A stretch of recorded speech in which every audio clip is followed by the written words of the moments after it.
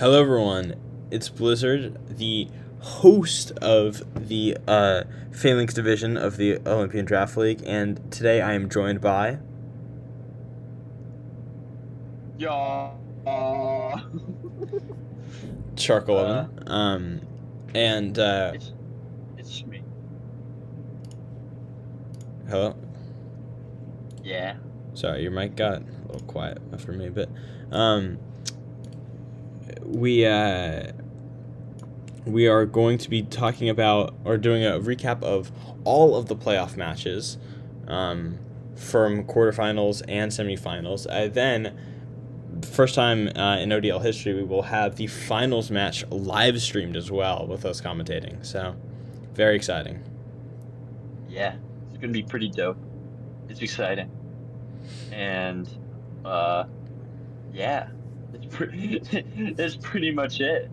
So, without further ado, let's get straight into our first match, which was Pilsa versus Juvie, the 1 seed versus the 8 seed.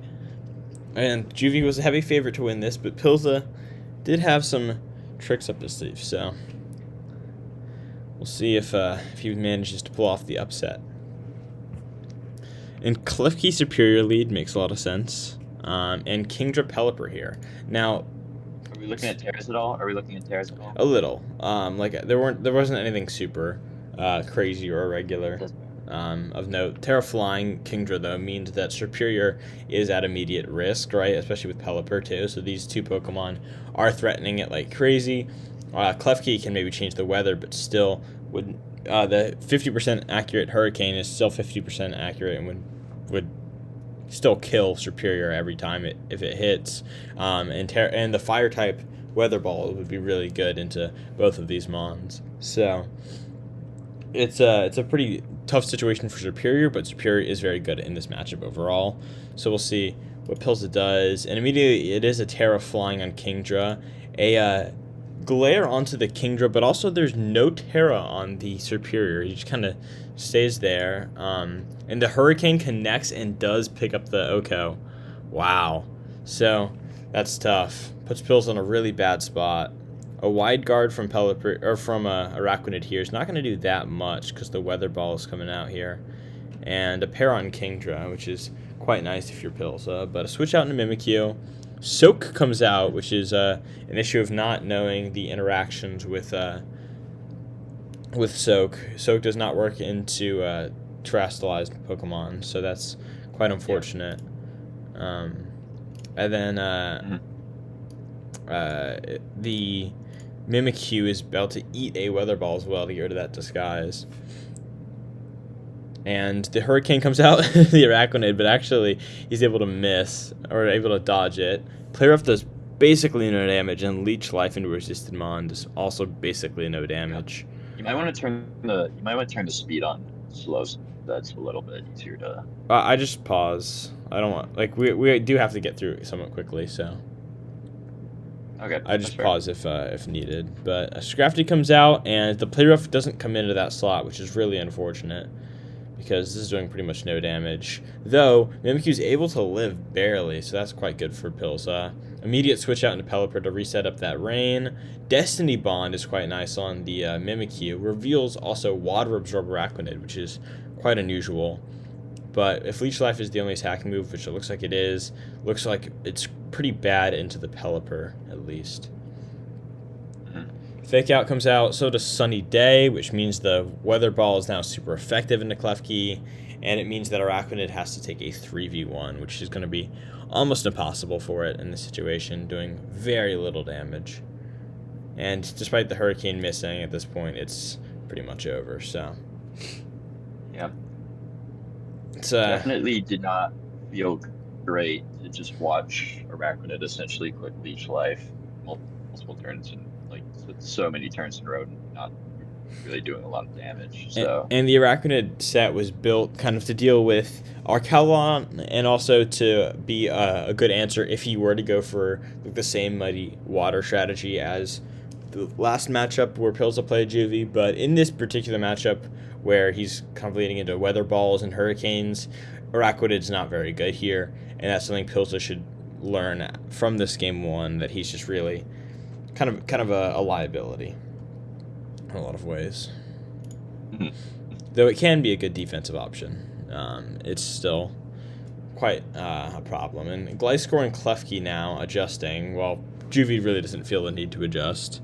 Terra Water here on the Gliscor is interesting because you change the weather. If you kept the weather rain, it would make a little bit more sense. But if it's now water, I mean, unless Muddy Water comes out, but he's already revealed Weather Balls, and it seems like that Weather Ball might be the only water stab from both of these mons. And it's going to target down the Klefki here. Muddy Water does come out, actually, so does work out for the Gliscor, though the Sun would have probably mitigated a decent bit of that damage. Superior comes out, now it gets +1 from the Intimidate, and Metal Sound comes out into it, which is quite nice. Only problem is it can't Terra because you've already committed the turn 1 Terra on Gliscor. So that's why I think that's a bigger mistake than it appeared. Because now you have this really strong Superior on the field, but he's still quite vulnerable, so protecting here makes a lot of sense. The Soak on Scrafty is quite fun because it means that Superior is going to go crazy into it, right? But he immediately switches out, which is crazy because he's at +2 and there's no way to get him +2 again. So I think that's a big mistake. The only thing, though, is that like in this situation, you're only doing neutral damage, but still, I mean, you're never going to be able to get the chance to use it as well again, and it's really highlighting the problem of the turn 1 Terra, because if Superior could have Terra'd there, it would have been a much better spot. We see that it is Terra Poison, so the Terra Poison Scrafty does not pose nearly as much of a threat into it. It can attack into the Kingdra, do a lot of damage, get +2 special attack, and then from there, at +2, and then eventually +4 special attack, it's going to be able to do a lot of damage into everything besides Arch, which Araquanid is here for. So it would have been in a really good situation, but the turn 1 Terra kind of screwed over Pilza here. And Leech Life is doing some damage, but you can see 37% resisted in Sun and Poison Jab means that Pilza's really on the back foot here. That switch out and the turn 1 Terra really have not worked out in his favor. Hurricane does so much into Araquanid. And Kingdra goes down here as Pelipper takes a resisted Leech Life, not doing that much damage. Scrafty comes out for Intimidate, gets the fake out off, but High Horsepower only doing half, and Hurricane picking up the kill.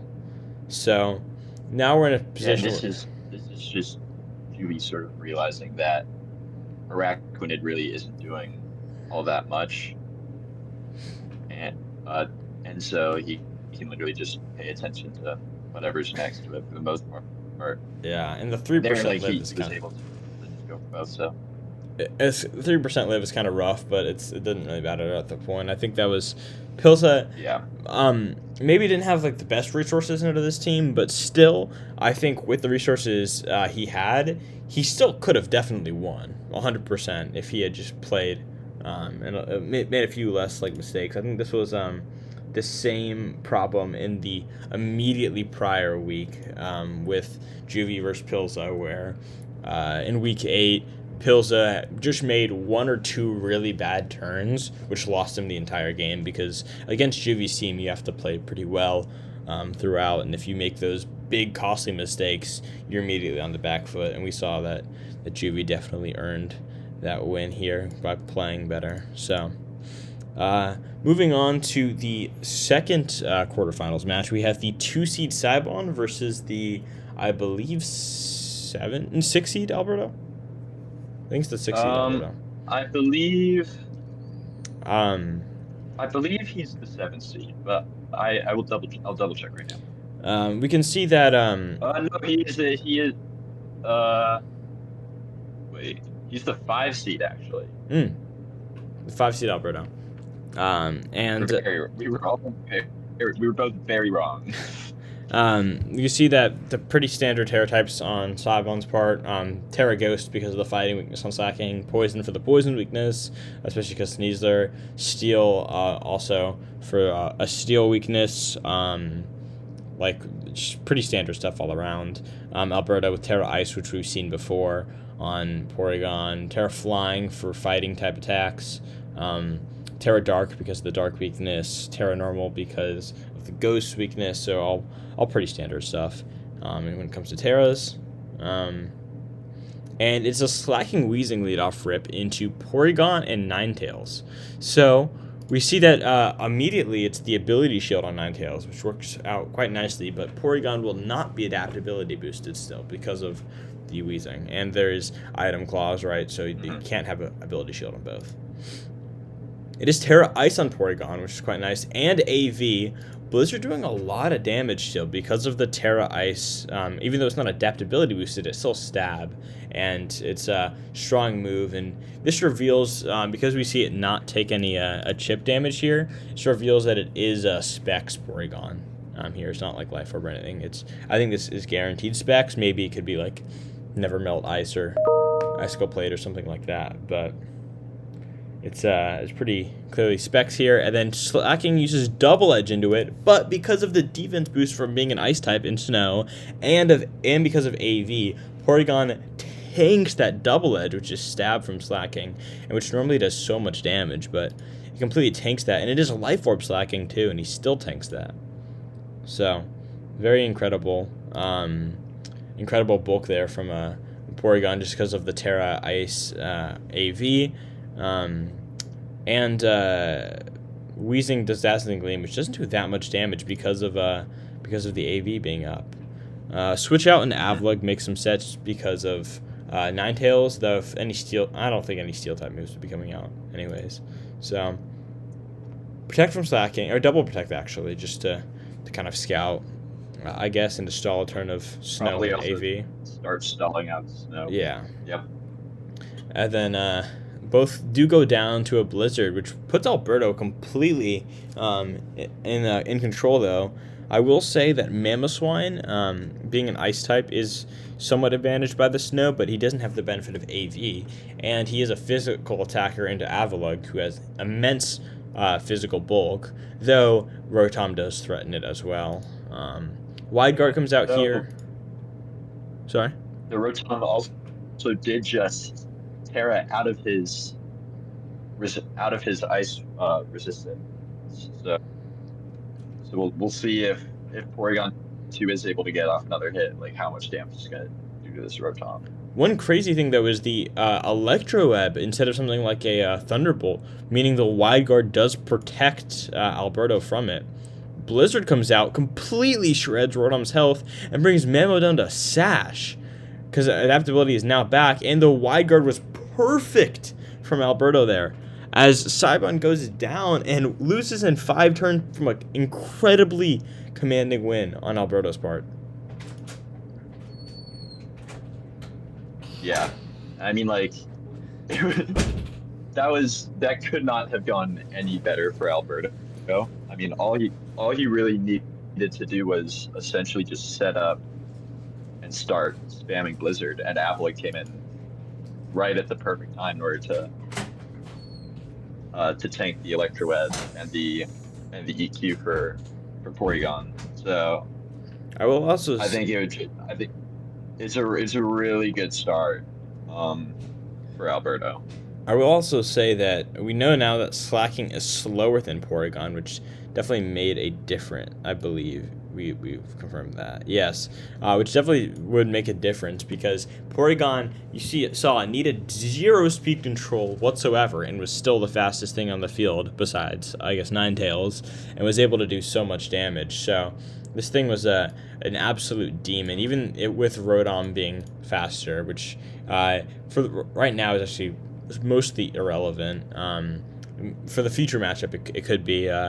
So I think there's just a lot to adjust on Saibon's end. We saw the Slacking Wheezing duo, which is very, very usual and typical for Saibon, not work out well at all. Despite Wheezing normally being good into opposing weathers with the ability shield, Alberto is kind of fine with it. So I think this is a sign that Slacking and Wheezing probably won't come in the future next 2 matches. Yeah. And coming into game 2, we'll see how Saibon adjusts. It is Rotom Mamoswine immediately, and the same lead from Alberto, I guess, trying to say prove that you can stop it. Electroweb does come out, no Wide Guard this time, which means that Earthquake is able to come out first. Not able to pick up either kill though. Yeah.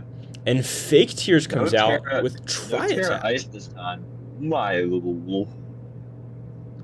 Now this is That's a lot of damage. this feels like a slight mistake though on Alberto's part, because we saw Terra Ice Blizzard bring both down to Sash, or kill Rotom and bring Mambo down to Sash. Yeah. I understand not wanting to click Terra Ice in front of a fire type who might hit you with an overheat or potential rock slide on Mamoswine. That makes sense, but Blizzard still feels like the better play there, especially if you're going for Fake Tears. Yeah. But I think Aurora Veil plus Blizzard makes more sense, even if you don't pick up either kill necessarily. I think it still might make more sense. I think there's a few plays that make a little bit more sense than Fake Tears and Tri Attack. Well, I think before in the first game also Rotom Terra'd out of the Blizzard resistance. And he did this game as well, yeah. And he did this game, but that was probably part of why Alberto didn't immediately go for it this time, was probably because he wasn't entirely sure that Rotom would tear out of it, especially because of how hard he got rolled by Blizzard in game 1. Nevertheless, it feels like a mistake to go for this, to put so much effort into killing this Rotom. Although Rotom does pose somewhat of a threat to this team, I think that's reasonable to say. It is a very threatening Mon. I think spending this much energy trying to kill it, especially when he clicked Electric Web last game, and you know you couldn't outspeed to kill it, right? Because he already outsped you last game. I think that was definitely a mistake on Alberto's part still. I think the other question is, would Tri Attack, because of adaptability and specs and all that, would that have been able to do enough damage anyways? I don't know. We don't know about that, but yeah. Rotom does go down. Clefable comes out here as a switch to Avalugg. Does make some sense, and Protect here. Protect from Clefable as Earthquake comes out. Avalugg, despite being weak to it, only takes 31% because of that huge physical defense. High horsepower, again, only doing 42%. Then Aurora Veil comes up, and Ninetales barely hangs on, but misses Mamoswine with a Rock Slide. Sorry, Avalugg misses with the Rock Slide. And Mamoswine just goes for another Earthquake here. Avalugg barely holding on again, but going for Rock Slide instead of a nice move. Doing a little bit to Mamoswine, but not that much. And a Fake Out from Caesar is kind of nice, especially because of the Follow Me on Clefable. This really works out for Alberto. Though Citrus Clefable does add some nice bulk. Wide Guard Avalugg is interesting, because high horsepower is definitely an option here. But Clefable goes down, and it is high horsepower. But Sash on Sneasler, it's Basket Legion in the back, though, so things are looking pretty rough. And it is Ice Shard also on Mamoswine, so this game looks like it's over for Alberto. There's kind of nothing he can do here to stop that double priority. And, wow, a game that he looks like, despite a somewhat rough turn 1, he really turned it around. Looked like he was in a decent position for, and all of a sudden he became in a position where we thought that he might might be able to claw it back, but the double priority was just too much for him, and it was kind of crazy. Yeah. So coming into game 3, I think we've learned from Saibon that the Wheezing Slacking strategy has not worked super well. The Mamo Rotom Heat strategy has been fine, and the Clefable Basket Legion strategy is great. So we'll see kind of how he uses that to his advantage. It is Rotom Mamo. We expect Bask and Clef in the back here as well. And the Frisk is pretty much useless, besides learning that Rotom is Scarf, actually. As Trick comes out, meaning it is now a Scarf Dusclops who went for Trick Room. That's unfortunate. And a switch into Avalugg here. Thunderbolt brings Avalugg to Sturdy, which is huge. If Dusclops had stayed in, then it would have been a very different story. But Avalugg just losing all his health there is really bad. And all of a sudden, Alberto's just on the back foot. Not picking up the kill Yeah, not picking up that kill definitely does not feel good at all. on Um, Rotom. yeah, Yeah, and if you had the Avalugg in there at full health, he would have been able to do something. Or if you had Dusclops with Nightshade being able to attack first, but really unfortunate position. The switching out into Avalugg there was completely called out by Sybon, and so very unfortunate because now Alberto is just in a really bad spot. Caesar comes out with 2 turns left of Trick Room, which is shocking, but is able to stall this 1 turn. The question is, you kind of have to sack Avalugg now here, right? Oh, but you just protect Sneasler instead. Interesting. Nightshade comes out like a Fable. That's a mistake, and does 30% to Dusclops here. So things are looking pretty bad because Caesar can't Terra out of this weakness here. Clefable's able to tank that. High horsepower brings him down to Sash, and it looks like it's game over because Basculegion can sweep in the back with Mamoswine as well, right? Ishard, no protect from Mamoswine's Caesar getting nice either. guard, yeah. Yeah, no protect there is tragic, and now Avalugg is in Well, a. he's eventually going to probably die from that anyways. But So, then the icy wind but comes out yeah, before Basculegion can even come out, so wow, that's rough.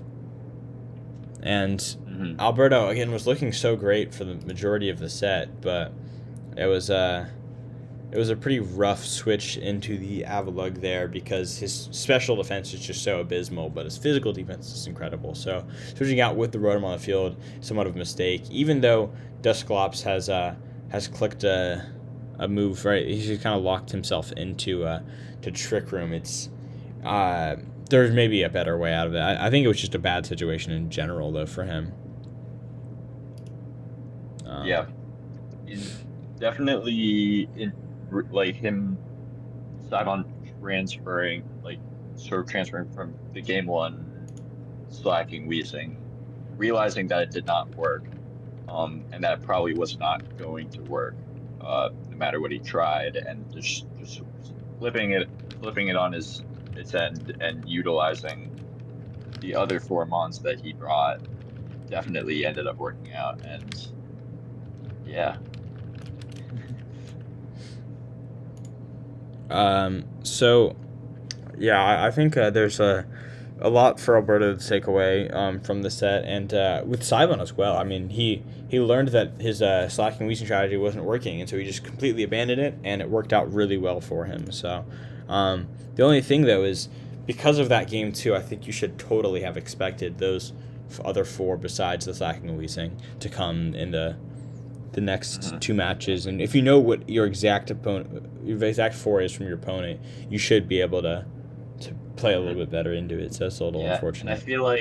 I feel like after such a great game one, um, with Porygon Z, even though it didn't do as much in game two, um, as it did in game one, like leaving it behind definitely does not feel good at all Yeah. for game three in which I'm pretty sure Porygon had 5 kills in those first 2 games. Um, so like I'm pretty sure it swept in the He's putting first, in and work. then Yeah. so it definitely does not feel great at all to leave that behind. Yeah. And that's a definitely a takeaway for Alberto. But great season from Alberto, and was definitely an underdog coming into this matchup. So being able to really win 4-0 and just scare Sybon like that, and then put up a really solid fight the rest of the set, I think that's very respectable. Yeah. So let's move on to this guy Blizzard versus Saiyan Syrup. Now I want to preface this by saying that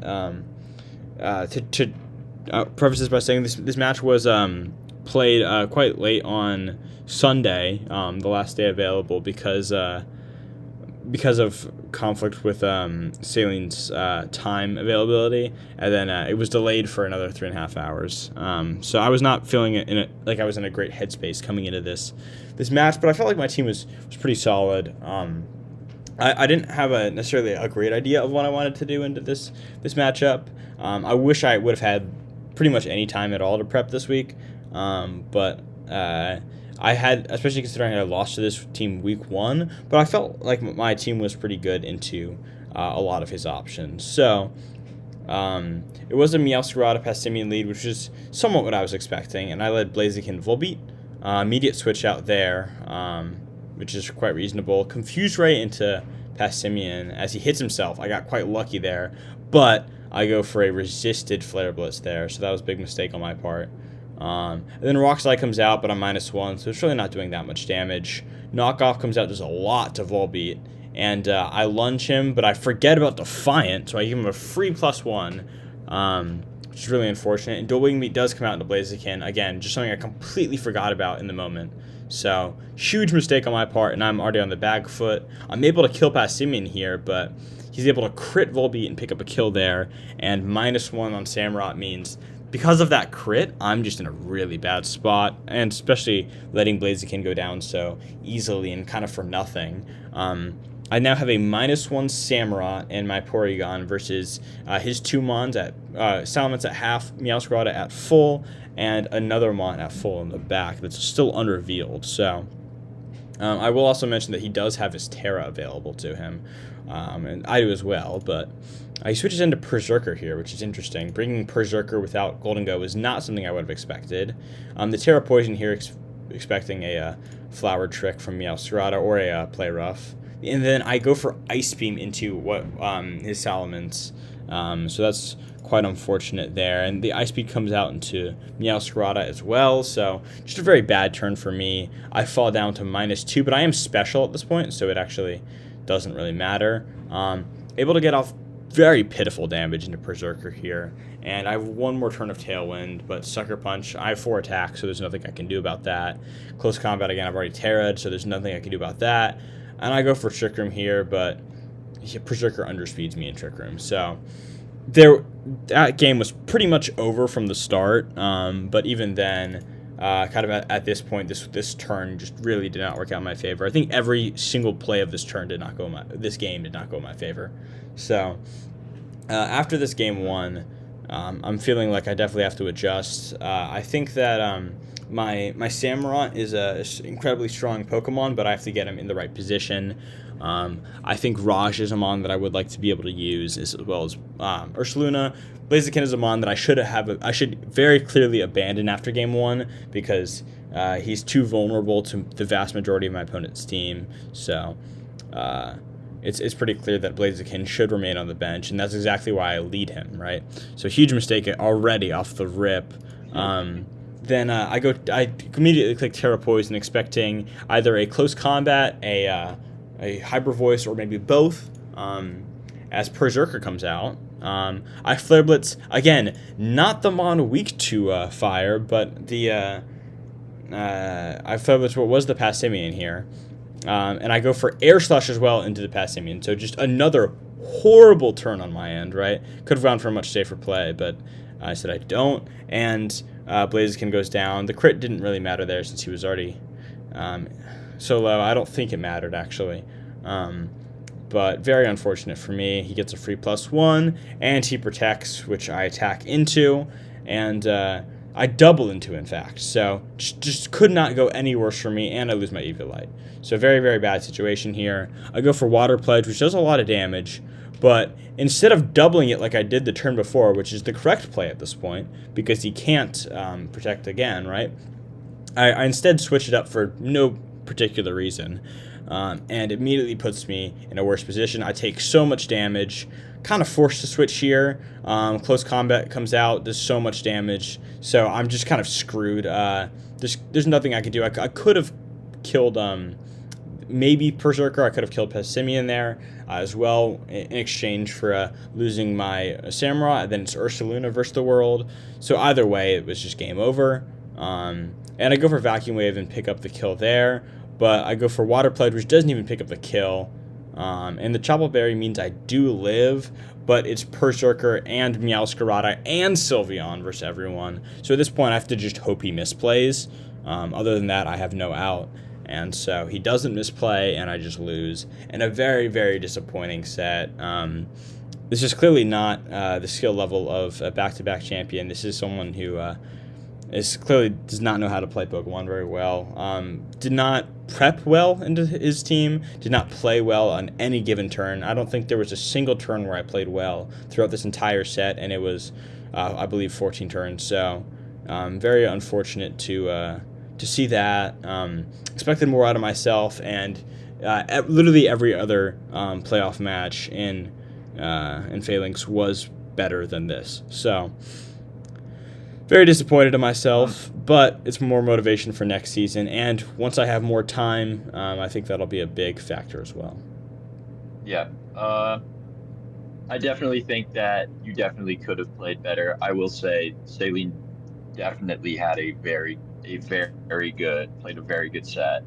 And I feel like a lot of how he plays is by switching, making playing it with into his Terra. Him having Masquerada is really helpful because of Rodiant being able to just switch his type when he needs to. And I think you kind of just played into his strategy, and that's also a big part of like when I originally when I had used to have to play him. That's kind of what I felt for the a similar stance. So it's just how he plays, and it's really effective. So yeah, but my only concern is that unfortunate thing is that I did take note of that and of his play style, and the fact that he goes for a lot of switches and protects and stuff like that.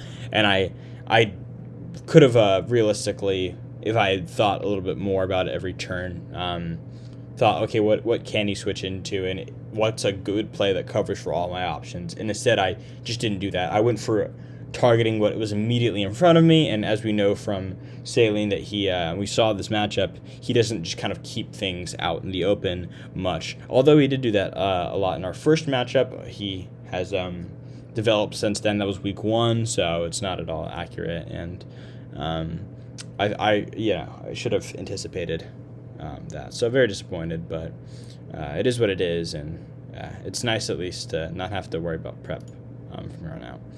So coming into our final match of the quarterfinals, we have Wah versus Nick, and this is an interesting matchup because Wah, I believe, has gone 4-2 since when he took over, or something around that. I think 4-2. He played very well throughout his substitution. He subbed in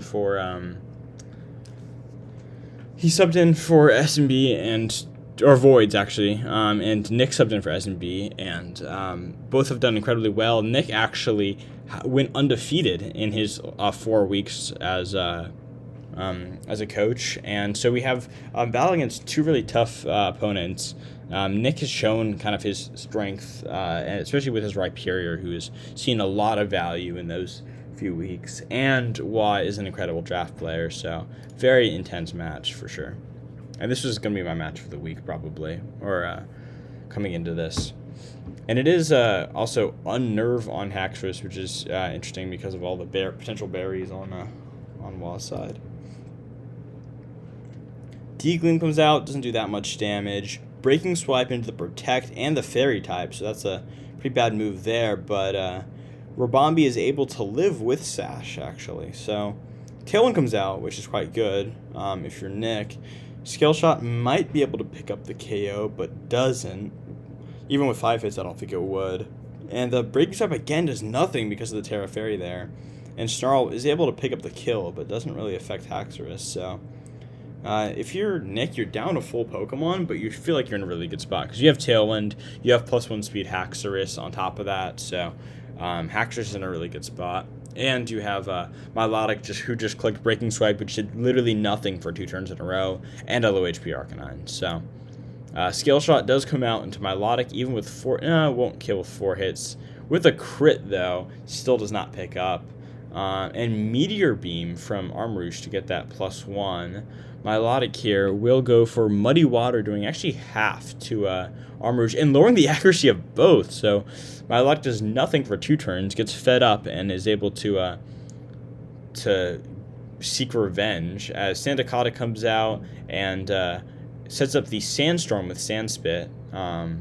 Milotic goes down, and actually so does Hackers because of the -2 on his defenses. So in this position, it is now 1 turn of Tailwind, Sandstorm up, Psychic Terrain up, -1 accuracy on Arm Rouge, which could be a factor, but also +1 special attack, which also could be a factor, and Indeedee versus Hydreigon and Sandaconda. So very interesting, though Indeedee probably does outspeed Hydreigon here, so that's interesting. Follow Me comes out, Armor Cannon does only half, wow.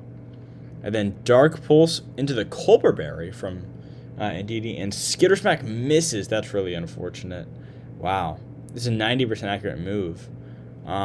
So Arm Rouge does go down here. Skitter Smack does a decent bit of damage. It would have been game over already, but because of the Skitter Smack miss, it is not. The Terra Rock there just for fun, I guess, and the Indeedee does go down. So Wa wins 2-0, but it was not a very clean 2-0. Yeah, definitely there were some things that went wrong for both players that game. I think it got to a really hot start, even though he, like with the Tailwind, even though he ended up losing Rabambi really quickly. He had Tailwind up, and he definitely had a chance to sort of try to take over, but then I think there's a little bit of misplays, a little bit of luck in some situations, but ended up going favoring Juan in the end. So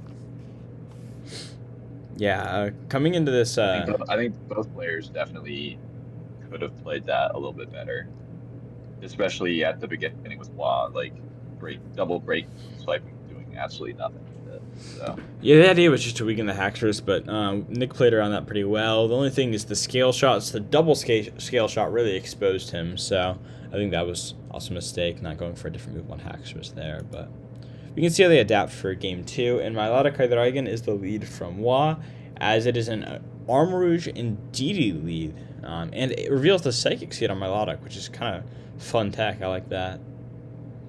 And Dragon Cheer on Hydreigon as well. So Earth Power comes out, though it is not actually Scope Lens, which is interesting. that's very interesting.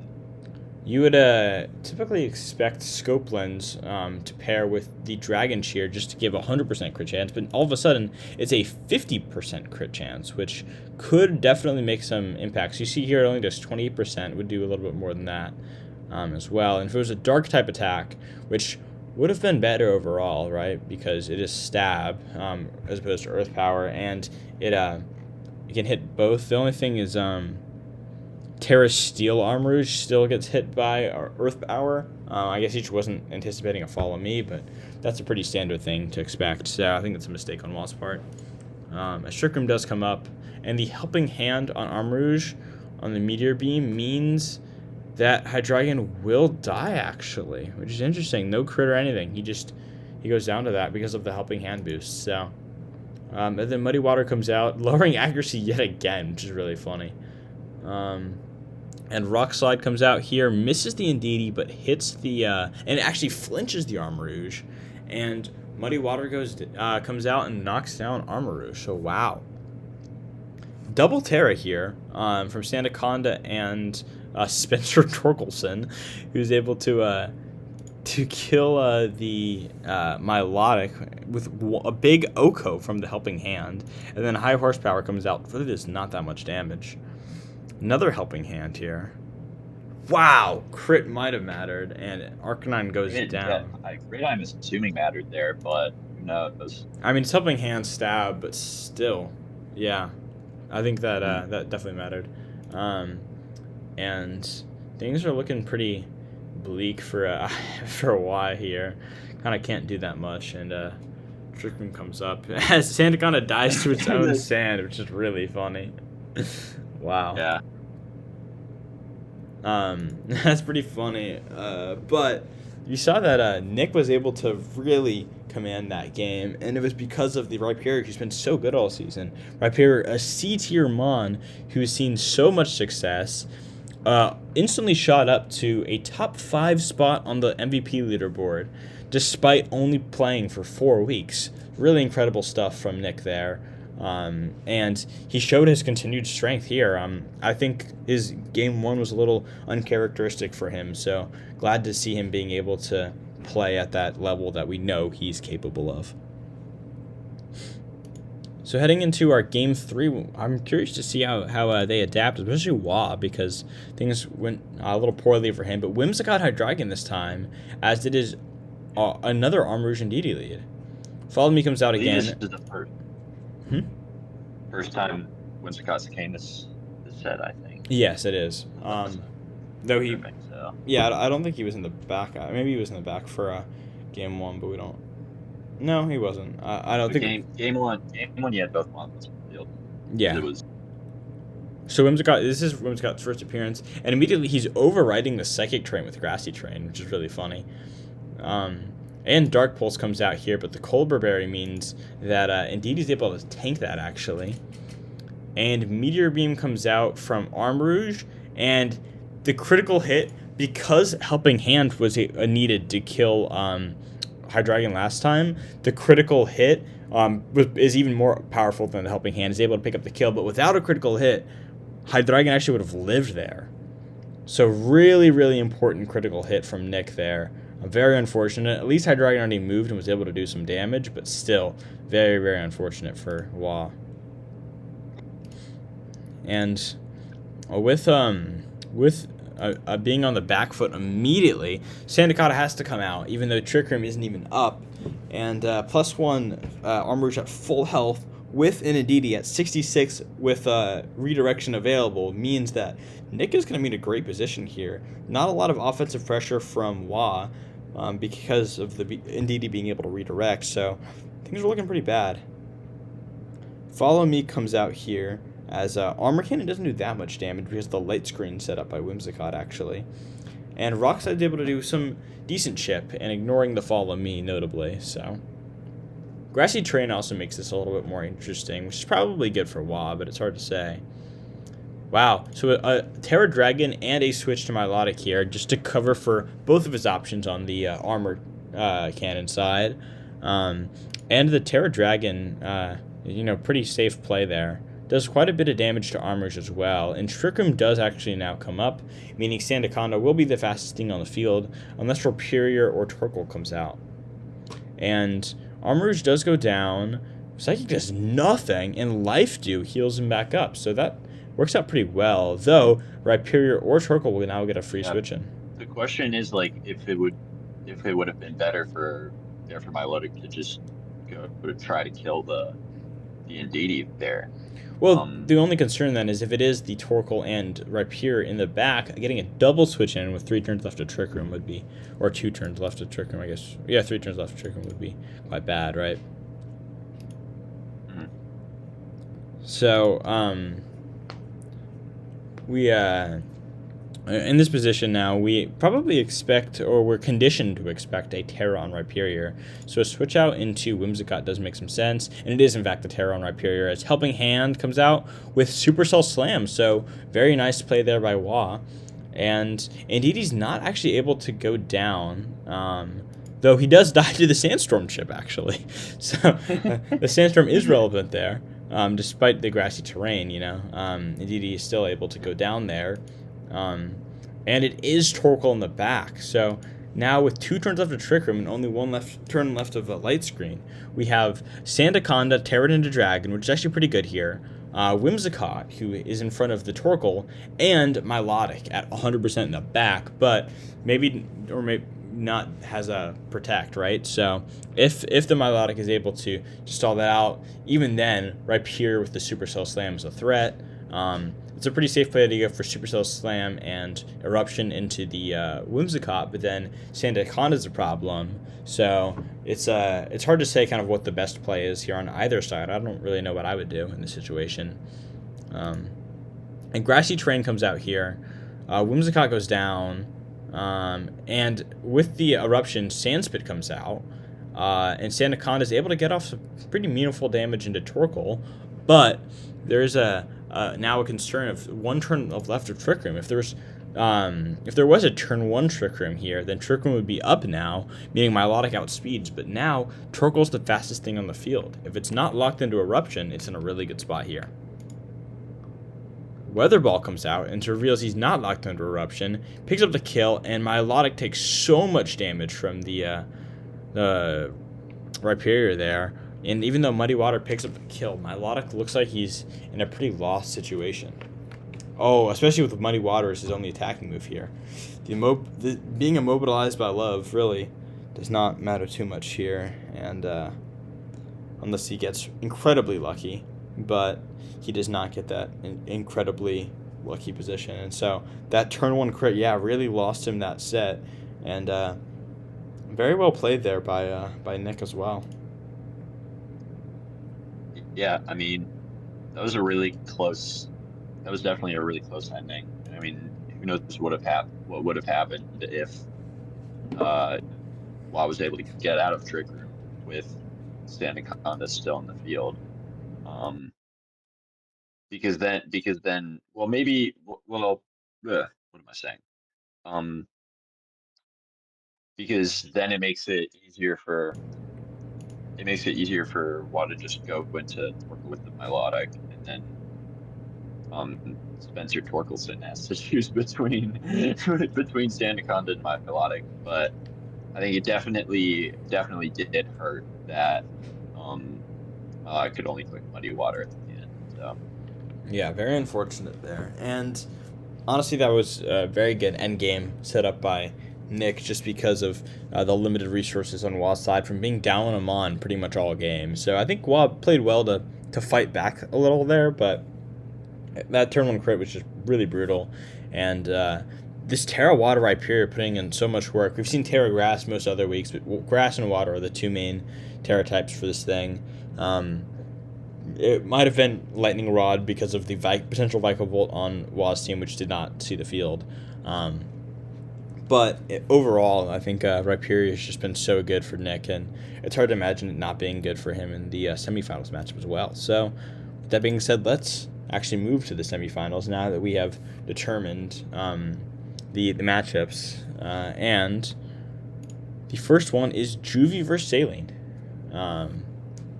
Which means that the other match is Saibon versus Nick, right? So Juvie, being the highest seed, is able to play Saline, who was the only underdog to win, actually, because Juvie was the 1 seed, Saibon was the 2 seed, and Nick was the 4 seed, but I was the 3 seed who lost to Saline, the 7 seed, so... Or the 6 seed, but... coming into this match, we see that... the pretty standard stuff on Saline's side, though the Terra Waters from the Salmus, which makes sense, right? But also from the Meowscarada is interesting because fire is not a big threat here, and so it just wants to keep its water resist, I think is the main idea. Terra Ghost also from the Sylveon is a little bit unusual, but it also does resist poison, so maybe it is for that reason.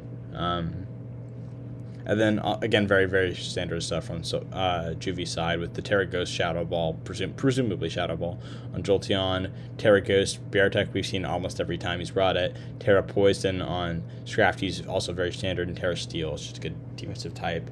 Also becomes immune to poison, which we could see from something like the Crocodile or the Passimian with Gunk Shot. So, without further ado, let's get into the first semifinals match. And it's a Golden Ghost Sal in this lead, threatening a lot of offense here, and speed control, but also speed control on the side of Juvie with Pelipper, and we see that it's also the clear amulet on Beartech. Interesting. Immediate Terra Ghost and Terra Water here. Works out very well for Saline, but he flinches, so really bad luck, despite calling that Icicle Crash out very well. Weatherball comes out and does so much damage to Golden Go. He goes for a Thunderbolt, but Pelipper Sash.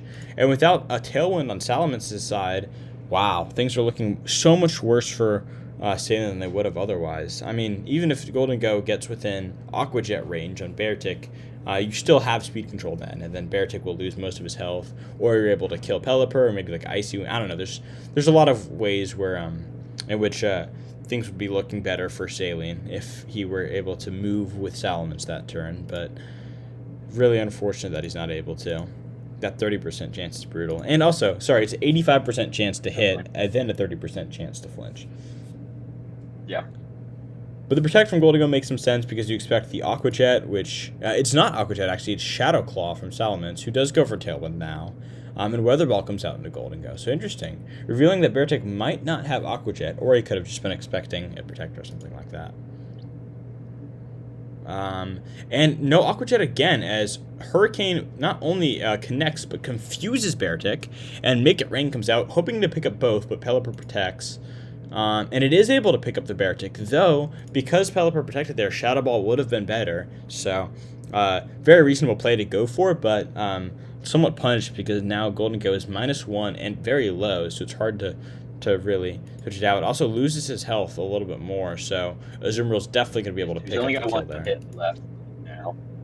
Yeah, exactly. He can only attack once more, or he'll die to an Aqua Jet, which is what Juvie is trying to go for here. And actually, he does go for it, but Saline does protect. Going for a Hurricane here is a little bit questionable, because you might want to just pick up the kill on the Pelipper here. But I think it's reasonable. It is a Hurricane and Immense, though, which does pick up the kill, so it really does beg the question if it was worth it, because if you can kill Pelipper there, then it suddenly, even though Azumarill's at full HP, and whoever in the back is at full HP, you have Salamence at low, Golden Go at low, and 2 healthy Mons in the back, and you have Tailwind still. So, I think that 1 turn of Tailwind is quite nice, because Azumarill's essentially wasting his turn going for a kill and Golden Go there, and the partner Mon gets to do whatever they want into either Azumarill or whatever the remaining Mon is. But in this situation, Sylveon comes out, and it is a Protect from Pelipper, who's been doing that a lot, and also from Azu, just stalling out that last turn of Tailwind.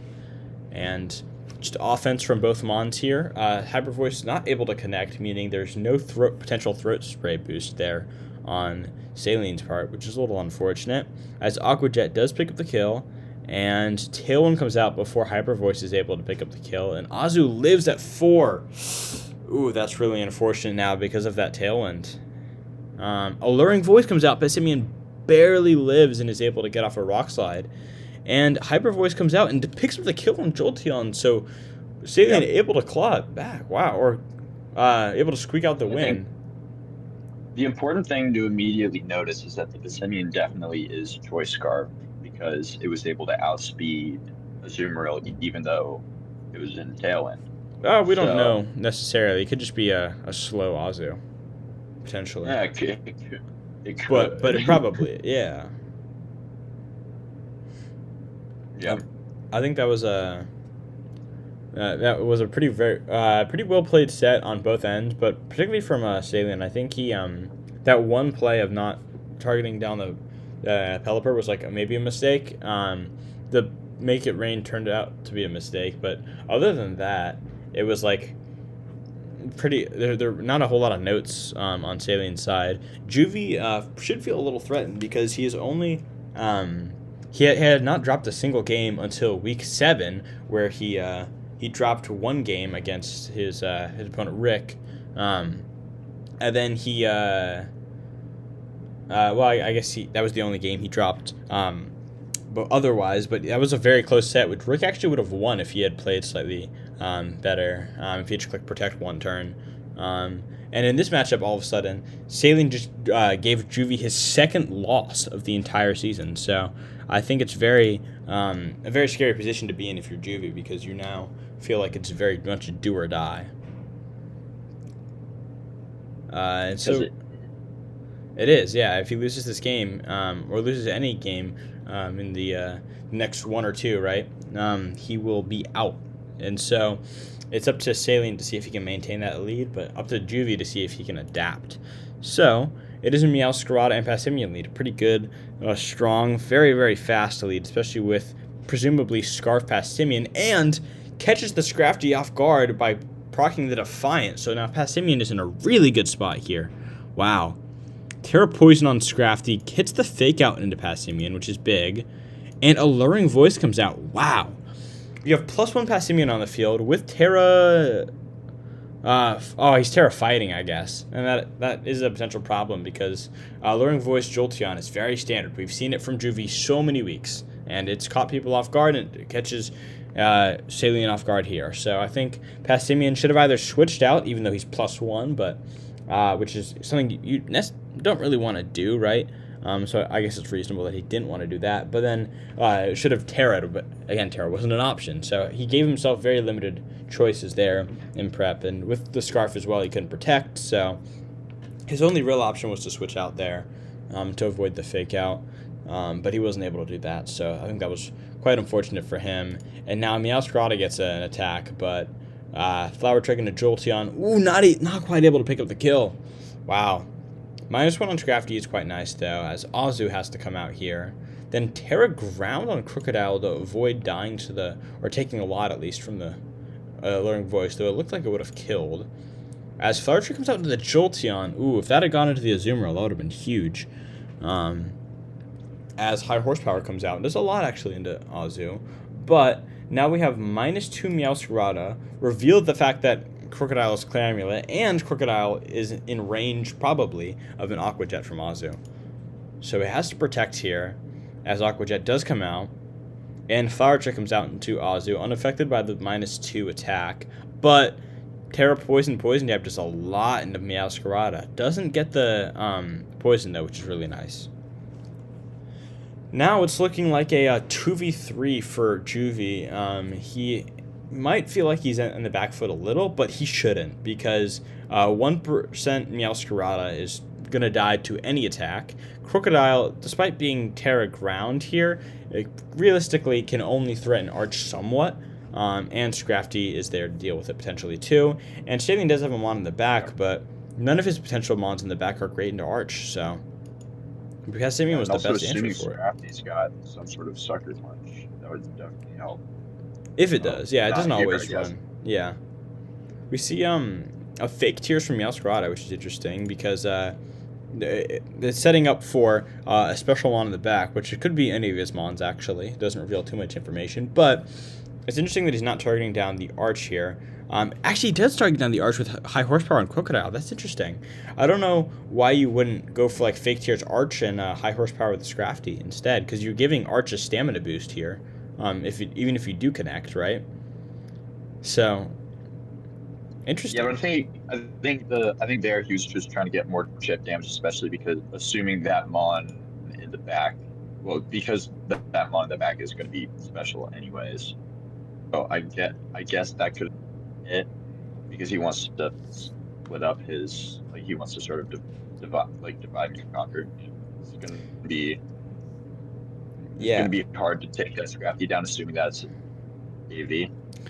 But assuming that it's AV, it's so much easier to just attack it. And Archaludon has run Protect several times. I understand not wanting to let Archaludon just get off an attack for free, but then you Fake Tears it instead, I guess would make more sense. So I think either way, you should focus down killing the Scrafty and make it a potential 2v1 versus Arch, in which case, if it's -2 or if it's protecting, then it's a much better situation for Salient. I think this is just a little bit of a tough situation for him. And Close Combat comes out here, means that it's a pretty much wasted opportunity. And now Scrafty will die to a potential Make It Rain, but how is Arch dying? And the answer is he's, like, even with a Fake It Rain, he's probably not. Electroshock comes out, though, faster than Golden Go, doesn't pick up the kill, but it's Shadow Ball into Scrafty instead. Wow.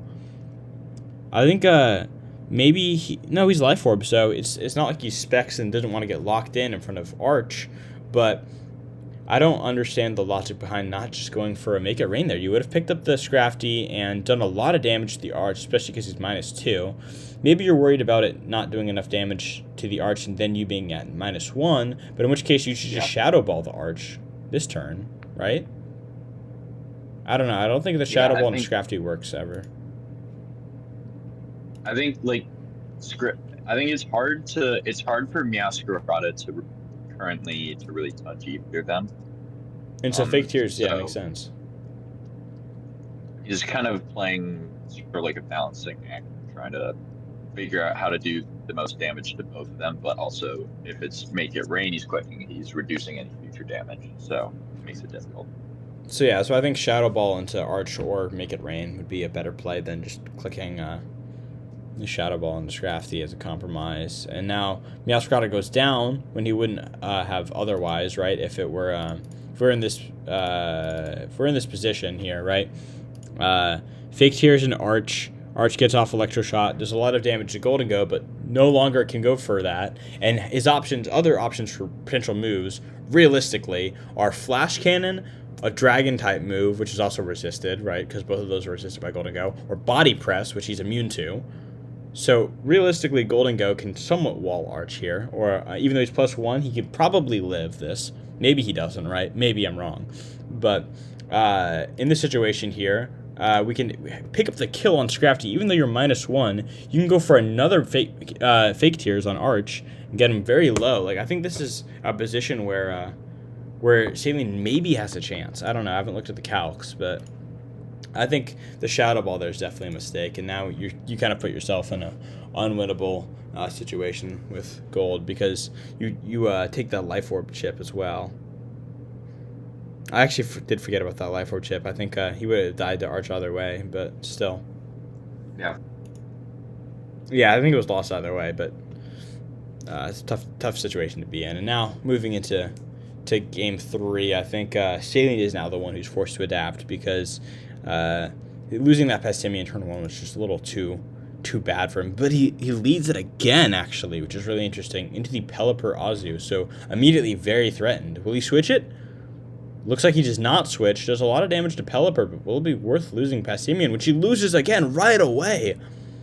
And wow, huge mistake there. And Sylveon goes for Hyper Beam into the renowned Terra Steel Azu, and that's really unfortunate. Just a Hyper Voice would have been good enough, but very, very tragic there. Hyper Voice would have picked up the kill on Pelipper probably, too, but the Hyper Beam trying to go for a big OHKO there and failing tremendously. So I think the immediate lead of Pastimian again was another mistake because we already saw how that giving up Pastimian meant that Arch was able to really play well in that end game. So I think this turn 1's pretty bad because now Sylveon has to recharge, right? Meaning you can just ignore it for the most part. And then you can Aqua Jet it the following turn, right? It's just things are looking really bleak for Saline off rip. Though he did get some damage off. Azumarill reveals that he's White Herb, which is actually pretty interesting for it. But it means that he's now basically immune to that Intimidate for that one time. So Salamence goes for Hurricane into Azu, probably revealing he doesn't have a good way of hitting it, but he wants to deal damage to it. Again, this is another situation where probably just going for the kill on Pelipper would have been better, but it's hard to say. Because now Tailwind does come up in Pelipper. That wouldn't have gone up before. And now Play Rough comes out, lowers Salamence's attack. Sylveon's forced to recharge. I mean, yeah, and now Pelipper and Azu both outspeed when they wouldn't have otherwise if you had just killed Pelipper. So, just another mistake on Saline's part. And now at this point, it's already pretty much over. I mean, yeah, it just gets OHKO'd by the Wither Wall. Yep, it is over. And 4 turns, yeah. So those few big mistakes early on just really cost him the game. He didn't even have a chance to reveal that Pastimian couldn't beat Arch because Arch never had to see the field. So, wow, that's quite unfortunate. But yeah. But yeah, I think that definitely means that shows at least some some strength in Juvy's team, right? We already kind of know that it's a very strong team, but not even having to use Arch at all in a win is incredible, especially when you do it twice. That's quite nice. So, or I guess he didn't bring Arch game 1, right? Yeah. But yeah, moving into our second quarterfinals matchup, we have Cybon versus Nick, and we have a pretty interesting one here because we've already seen how the Wheezing slacking combo is very standard for Cybon, and when it doesn't work game 1, he tends not to bring it. But we have on this on the other side, we have a team that's very kind of reliant on its abilities, or at least a few of them. And Didi and Torkoal are both kind of reliant on their abilities, at least. So pretty interesting. I'm curious to see how this turns out, though. With Wheezing and Slacking as a lead, it's very, very common game 1 lead for Cybon, and he usually doesn't lead it after game 1, but Terra Water on the Slacking into the Moonblast is interesting. Loses special attack, which is definitely relevant. And then the close combat crit. Wow, crit might have mattered in picking up that kill, but it does go down in exchange for a burn. And now Slacking is just dead. Loses a lot of momentum if you're Cybon, and you're able to switch out to a DD, get the Tailwind too, even though you lose Rabambi, who is Air Balloon, which... Sorry, Air Balloon Rabambi? He's going for Terra Ghost, too. It's not like he's like a Terra type that's like particularly weak to ground. It could be because it's definitely for he doesn't Rhyperior. want to take extra damage from either Rhyperior clicking Earthquake or from Mammothswine clicking Earthquake. Well, it's Or maybe he also. I think it's almost definitely. I think it's almost definitely next to Rhyperior, or again for that Mammothswine. But the problem is Rotom is just faster than Mammothswine, so that just doesn't even do anything, right? You can go for like Electro Web or like Thunderbolt into it as well. Like I don't really understand that. Well, if it's also because he wants the option of tricking it onto one of his mons, especially if it's Rhyperior can eat an electric type move, and then be able to dodge Earthquake. Well, but we know it's for Terra Water, so it's not like I don't think there's any real reason besides like maybe tricking it on it, but even then it's like so weird to go for that because it like doesn't work most of the time. I think Air Balloon is just a mistake in general. I don't really understand that. It also means that he's floating in the air, meaning he is immune to the effects of psychic terrain, which is really bad because it means he can be hit with Aqua Jet. So or hit with the ice shard. So, I think that was a big mistake there. Also, Sludge Bomb was a 62.5% chance to kill, but because it crit there, it was a kill. So, that's a note from Cybon. Was not a guaranteed kill going for it. But yeah, I think if you're Nick, like at the end of this turn 1, you feel like you're in a really good spot because you killed Slacking in exchange for a burn. Like that's whatever, honestly. Like in exchange for killing Slacking, who's now his only real attacker is probably Bastia Legion in the back. Maybe it's like Mamo or Rotom, but Wheezing can do some damage too. But you feel like you're in a pretty commanding spot. Now at the end of this turn, you've lost Rabambi for pretty much nothing, so you're not in nearly as good of a position. Though it is a double protect here, actually 3 protects here, just to kind of see what Hackstress goes for, and it is Earthquake. So probably Rabambi next to Hackstress going for Earthquake was the expected play there. We see Armrouge comes out, and it's also a Papaya Berry Wheezing, but the special attack drop could be really big, actually. And the special attack drop on Armrouge could be really big, so that's pretty interesting on both sides. It means that Nick really wants to switch out, and surprisingly, actually, there's no switch on Cybon's side. I think maybe you want to preserve the health of Basket Legion in the back, which would make a lot of sense, but Wheezing does just go down here. Moonblast does a little bit of damage, and is it Basket Legion in the back? It is, which does make a lot of sense. And follow me here. Ooh, now that's really unfortunate. Nick not predicting the follow me, which is very, very standard. I think 99% of the time, Sidewand just clicks follow me with Clefable next to Bastion Legion, but doesn't go for that. That here, Liquidation does come out and pick up the kill on the Indeedee, and now it's a burned Haxorus and Arm Rouge as Psychic Terrain ends, so things are looking pretty rough.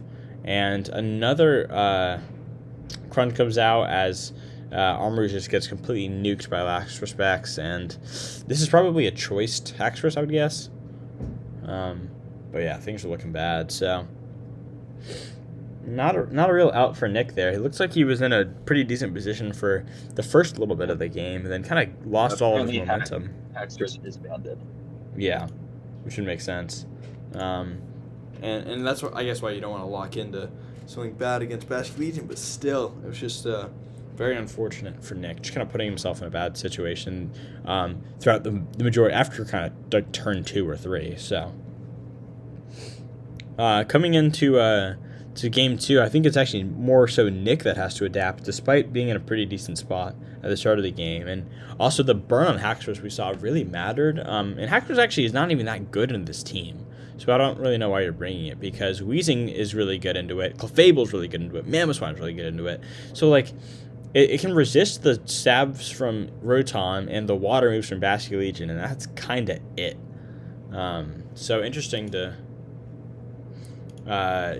see what's going on here from Nick's side. I would be curious to see how he's able to change things up for this game too. And Mamo Rotom lead, very, very standard from Sidewand. Sidewand kind of plays in a standard way most of the time. He has a pretty standard formula of like, he only ever really leads Mamoswine Rotom or stacking Weezing. He very rarely doesn't do that and then sets himself up in a somewhat similar situation, but like Clefable and Bastion Legion being the 2 in the back mix is like also very standard. So he plays in like a pretty standard way, but we've seen he's a great player, and so he's able to make it work for sure. Terra Ground immediately on Mamo actually, but Wide Guard comes out. If this is a high horsepower, which it is, wow, that's really good. Even though Trick Room comes up, Arm Rouge loses all of his health for nothing, and completely wastes his turn as well because of the Wide Guard there. So really well called out by Sidewand there. Good stuff. And right now, it should be pretty safe to just go for an electric type move, like both electric and ground type move into this right now, because he's Terra Waters. So yeah, I think no matter what, he's going to be taking super effective damage. Wow! Ooh. The Terra Blast just crits the Mamoswine, picks up the big kill. I think the crit probably matters. Psychic does a lot to Rotom, as Woolowith comes out into Torkoal. Or sorry, not Torkoal, Torkelson, who's Rhyperior. Mr. Torkoal. But that burn actually probably seals the game for Sidewand. I think Sidewand's able to win this. Now that it's Clefable, Rotom here, we probably have Bastion Legion in the back with a strong Last Respects. Rotom actually does not take that much damage because of the burn. He flinches, but again, I don't think that matters that much. The follow me also does not make a whole lot of sense from Indeedee. Like, why aren't you just getting off extra damage? I don't know. And it does go down here now as Rhyperior's burn chips it away, and it's Torkoal and Rhyperior now. Clefable goes for a Protect as Eruption comes out, but Rotom lives at 1%, and if it's a Rock Slide that connects, then Rotom does go down. If it's Heavy Slam on Rhyperior, then he can do some good damage into Clefable, but Bastion Legion probably able to win this, I imagine, with Last Respects. And, yep, just completely nukes Torkoal. Yep. Heavy Slam with the bad Berry, but doesn't even matter. Wouldn't have even killed or come close to Last it. Last Respects with base 150 right now is gonna go out absolutely win. So yeah, and things are looking pretty bad for Nick. I mean, like he lost the set, but like he also just kind of didn't have any answer to a very, very normal duo for Sidewand. We've seen Sidewand bring these 6 almost every week, except if he's trying to beat me, he'll bring Hitmontop and pick up Palafin for 1 week, right? He'll have to pull out all the stops against me, but otherwise he played pretty well, and he he was on the ropes a little bit, but he was more on the ropes in the Alberto set. So interesting to see how he will adapt. And with this being our last semifinals game, it's now time for us to take a look at the playoff bracket. We can see that Juvie versus we see Juvie, Saibon, Blizzard, and Nick were like the top four, and Juvie, Saibon, Salient, and Nick all moved on to the semis, where Juvie and Saibon won. Meaning in the finals we have Saibon versus Juvie, the 1 seed and the 2 seed going head to head, both of which who are newcomers actually to ODL, which is really interesting. And again, for the first time in ODL history, we are going to be able to live stream the finals and commentate for that. So, we are going to be hopping into that now. Yep. And so also for anyone who wants to watch it from their computers, whatever, the link has also been posted on the Discord, but obviously we will have it up on the screen right now. So as it's loading. As it loads, I have Simon and Juvie on hold right now, essentially. And that's I don't know why my internet's not working, but give me 1 sec to I'll go about it in a different way.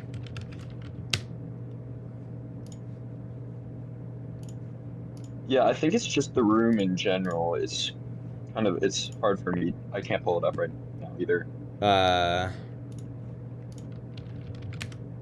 Well, do they have it what they don't have it like with spectators on? The constellation is not going to be live, sorry. Sorry for everyone who really wanted to watch that live. Sorry spam. Give us 1 sec. Can they remake the battle but with spectators on?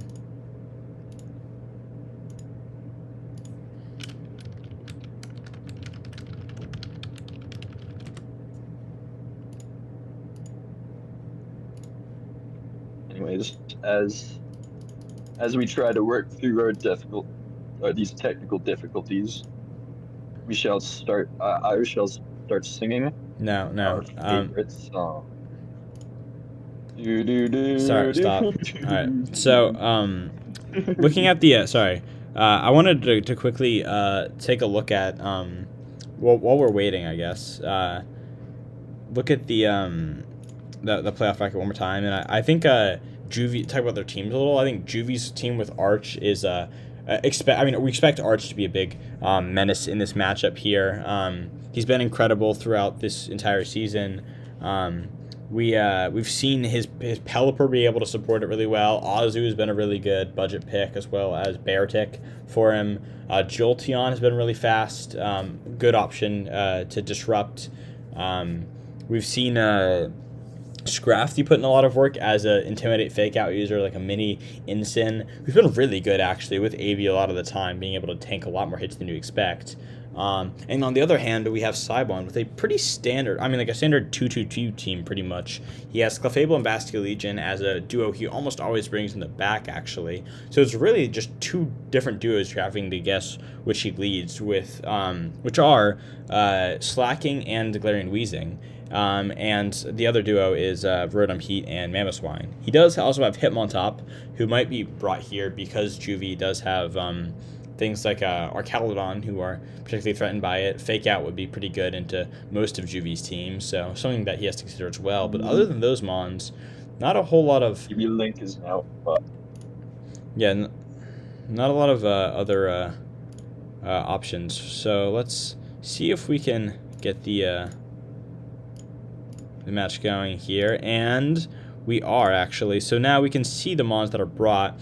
We see it is Comfey actually here being brought this time over the it's Kingdra and Comfey over the something like the Beartic or the Azumarill. Azumarill, who was previously a really big part of Juvie's team. I think Juvie just wanted to bring a lot of his like highest tier mons. We see his S tier, his A plus tier, an A tier, and 2 B tiers and a C tier here. And yeah, timer can be started pretty much whenever. And we see on the other side, Cybon has Slacking, Wheezing, Mammoth Swine, Rotom, and Clefable, Basculegion. So very standard stuff all around. We haven't seen too many surprises here, though. Actually, taking a look, we see 3 ghost types on Cybon's end, which is really funny. Probably expecting the Slacking, so very well prepared for Slacking.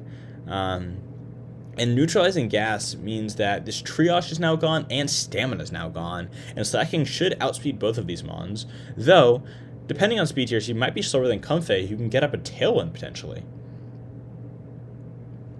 which would be really big. This is a calc on the side. I don't know how accurate that is. But Terra Ghost immediately from both mons and a Protect from Arch. Worry Seed to get rid of the Neutralizing Gas makes a lot of sense, and is actually something we saw out of Charcoal's matchup with Cybon as well. That's a gigantic turn 1 for Juvie, especially because he's immediately able to get rid of Neutralizing Gas, and the Terra Ghost can also tank the Sludge Bomb. I don't know, because it's ghost resist. It could end up coming back to bite him, but like both of those Terras could end up coming back to bite them. But immediately Juvie has essentially a free turn. And I think the expectation was like a Bullet Seed Comfey into Arch for stamina boost for a body press, which is somewhat reasonable. Slacking now is to loaf around, which is really funny. And Electroshock comes out, does over half into Slacking, but now he's +1, which is really notable. And it does reveal the Power Herb on Arch as well, not like an AV set, but Power makes more sense when you're considering something like Slacking and Basculegion, right? You want to be able to have that one turn option. Alberto said, "Gonna tell my kids you were Necra and Cybertron, and I hope I'm Cybertron, even though I love Necra. She's great, but I hope I'm Cybertron." Slacking now is able to attack this turn, so we don't expect it to switch out. And actually, Helping Hand on it. Draining Kiss puts Comfey back at nice HP. Flash Cannon is not able to kill, but does a lot. But Citrus Berry is also revealed. High Horsepower also into the Comfey, not the Arch, which is really interesting. So High Horsepower... I think if you're going for a High Horsepower Helping Hand with Life Orb, you're going to go into the Arch. But maybe expecting a Protect on the Arch slot, and Comfey actually can't Protect because he just... or realistically won't Protect because he just protected last turn. But now, Slacking is probably switching out because he doesn't just want to loaf around this turn. Clefable's in a bad spot too, so Cybon is on the back foot. Another thing to take into account is that if the Galarian Weezing switches back in, the Worry Seed is now gone, and now Slacking had... Slacking is now able to move, yes. But the double up into Slacking is enough to kill it before it can move. And that means that Arch is actually faster than Slacking, and that's a big mistake, because Slacking could be EV'd to be faster than Arch, but he's not. I think the Adamant was even more important for... I've seen some of Juvie's prep, and I'm pretty sure he specifically tried to speed creep Slacking by 1 extra, assuming that... he's Adamant. Assuming that he's Adamant. Yeah, 152... Well, 152 speed is with 252. Maybe not Adamant. I think he was trying to... He didn't even need... I think he was actually... I forget. It's fine. Don't worry about it. He even with Slacking at 252 speed, he still outspeeds Arch. He only needs 244 speed to always outspeed Arch, but he didn't go for that, and I think that's a big mistake. And Helping Hand before Clefable dies on the D-Gleam, not even able to pick up the kill on the Comfey, who can now heal up Arch. Basculegion comes out, but it's looking like it's over for Cybon already. The only question is, can this Basculegion pick up a kill on Arch with Last Respects if Arch has been healed at 84%? And that's a tough question. I don't know if he can. Last Respects looks like it depends on the investment here. I think with Max Attack Life Orb, he's actually not ever able to die to it, depending on the investment on Arch's side, right? It depends on the stats, because we already saw that Dazzling Gleam actually did a really good chunk of damage to Arch. And it is just Protect here. Oh, the Arch goes for Flash Cannon. I think that's a mistake. Oh, and the Worry Seed there, too. The D-Gleam picks up the kill. Even though you don't have Triage, I think... Well, coming back to this turn, sorry, I think Aqua Jet into Comfey, and then like D-Gleam or something like that, like, is reasonable. But I would just stay on the game. Yeah, sorry, but I think the Worry Seed just doesn't make sense really much at all. Even though adaptability, I think healing Arch is almost always the play from Comfey there, or Worry Seed into the Wheezing maybe, right? I think the Bad Berry Berry is also really interesting from Wheezing, being able to live the what would have otherwise O-code with the Flash Cannon at +1. Mm-hmm. I think one thing that could allude to is if Juvie thinks that the Basket Legion is Swift Swim, that could mean that Pelipper is in the back. You know, Aqua Jet picks up the kill on Arch, actually, and Muddy Water comes out, picks up the kill on Wheezing. It's now Basket Legion at 80%, but is Basket Legion able to tank the Thunderbolt? Oh, the Wakan Berry. Oh, and yes, he does die, actually. Still doesn't know. Wow, Juvie's able to win game 1.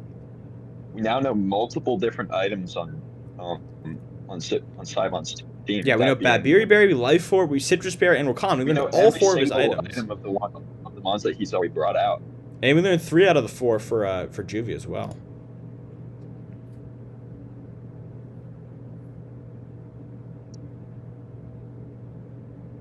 So, but if we can immediately try to assume what those other 2 items are, because I've talked a lot about in prep against Saibon previously, about not with Juvie specifically, but in more of a general thing, that Toy Scarf Basket Legion could be very difficult, but we already know that it's not Toy Scarf. So we can assume that Toy Scarf could actually be on this Rotom that's on the field right now, as has been so common in the past, along with the Focus Dash on Mamoswine. That Saibon's been running very consistently throughout the season. I think something to look out for if you're Juvie is, or if you're Saibon, is a switch into Pelipper here on the Arch slot, just to get rid of that ground weakness. Only thing, though, is like an Electro Web from Rotom would be good into that. So it's hard to say kind of exactly what Juvie wants to go for here. And it is a Worry Seed, actually. Interesting. Flash Cannon comes out, but Mamoswine is Sash, in fact. Highest Power goes into Comfey again, though, trying to prioritize the Comfey, and Thunderbolt is not quite able to pick up the kill. And now Mamoswine in a situation where he gets outsped, or out-prioritied by the Comfey. So unless it's a switch into the Wheezing, which probably isn't being brought, realistically, we expect to see Clefable and Basket Legion in the back, though he could deviate from that. There's no way for Mamoswine to survive a Draining Kiss without switching out. Yeah, and we also gain the knowledge that the Rotom definitely is not Comfey does protect here. Scarf. Wow, interesting. And Rotom does overheat into Arch, which is so much damage but doesn't kill. And now Basket Legion. Wow, I think Arch is able to heal back up from this Comfey here, but other than that, I don't know how much Arch can do. I think an Electro Shot into Basque would do a lot, but he could protect. Yeah. Just so many variables here. And it is a protect. It is a protect. Floral Healing does come out here, which makes a lot of sense. And it's an Electro Shot into the protect. So Juvie did not anticipate that. Discharge comes out, picks up the kill on Comfey, and brings Arch down to half. Wow. So Saibon not in too bad of a position, actually. You have 2 Mons at full health. You've already committed your Terra, and you're -2 on Rotom, but you can always switch out. And now Jolteon and half HP Arch, who's +1, and another Mon in the back. The only thing, though, is Bastion Legion and Rotom can't both switch out. Unless Jolteon is definitely the fastest on the field right now. Yes.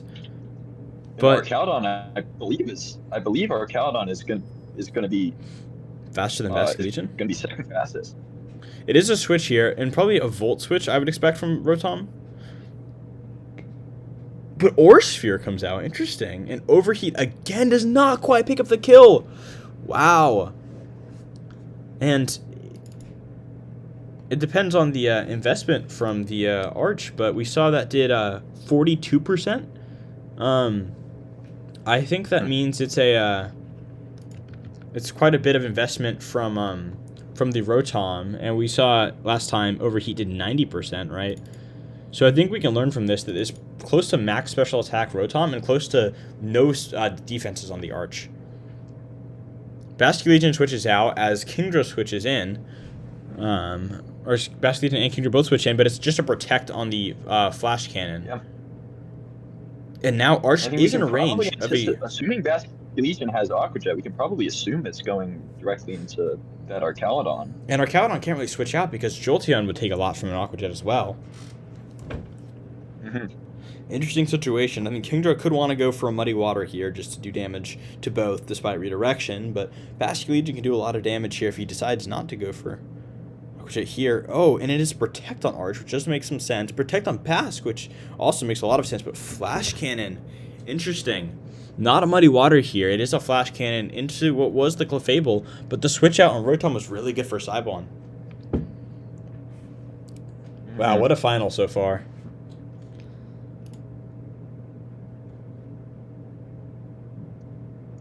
So this turn we're going to be able to see if that Basculegion does. We're probably going to be able to see if that Basculegion does have Aqua Jet or some form of it. Yep, there it is. So does so much damage to Jolteon. Lowers the accuracy on Basculegion, but so much damage overall. Wow. Yeah. Aqua Jet doing over half. Another question to ask now is Basculegion... I don't know how much damage it would do, but is Basculegion strong enough to even kill Kingdra with? I think it would be. I think the answer is yes. But it's 75% accurate all of a sudden. So that could play a role as well. Wow. Yeah. Just so many variables here. And Juvie does, and Saibon both have them on in the back. So if this Basculegion wants to shed that -1 accuracy, it can. If the Kingdra wants to guarantee live, it can. And the Basculegion does choose to shed that -1 accuracy. But both mons go down, and suddenly Saibon only has Basculegion versus Kingdra, Jolteon, and an Arch in the back. Wow. And importantly, Muddy Water connects on both to make that happen. That's absolutely massive. And Kingdra lives on 2% after taking... The Wakan Berry is enough to make Basculegion live barely, but it's no Aqua Jet into the Kingdra. And with that, Juvie is your champion of Season 3 Phalanx. Wow. What a set. My God. Absolutely incredible. That was crazy. And now we will be hopping into a call with both of our finals. Wow, with Juvie and Saibon. So we'll see you guys there in a few seconds.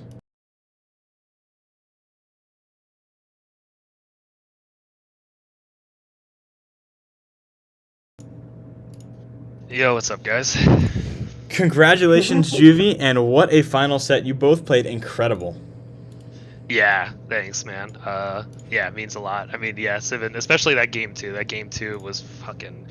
I'm like, sorry for the language. No, it's okay. My heart's still racing from that game 2. That was... I think that might have doubled the number of times that we were like joking about it before the match too. I think that doubles the number of times Sibin has switched like the entire season. Is what it is. Correct me if I'm wrong, Sibin. That's what it felt like. Yeah, no, you just prepped a lot better, I think. I wasn't expecting Worry Seed. I wasn't expecting I wasn't expecting Arch to be outspeeding Rotom and Mamo. And the Psyking, actually. Yeah, well, that was another very slow, like 220 special defense EVs. I was just so tired of it dying immediately, but... Yeah, I think this was a kind of crazy set. What were you guys' thought process like coming into like the finals. Both of your guys' first ever season of ODL, and also your first ever finals because of that. So Yeah, Sibin, do you want to start? Yeah, I mean, I was feeling good. I think I was favored coming into it. But I think doing the same thing every single week just kind of finally caught up to me. And there are only so many variants you can have of Slacking Wheezing or Rotom Mamo and then Clef Bask in the back. mm-hmm. I probably game 2 should have gone left Clefable Bascule Legion behind and just done the other 4. But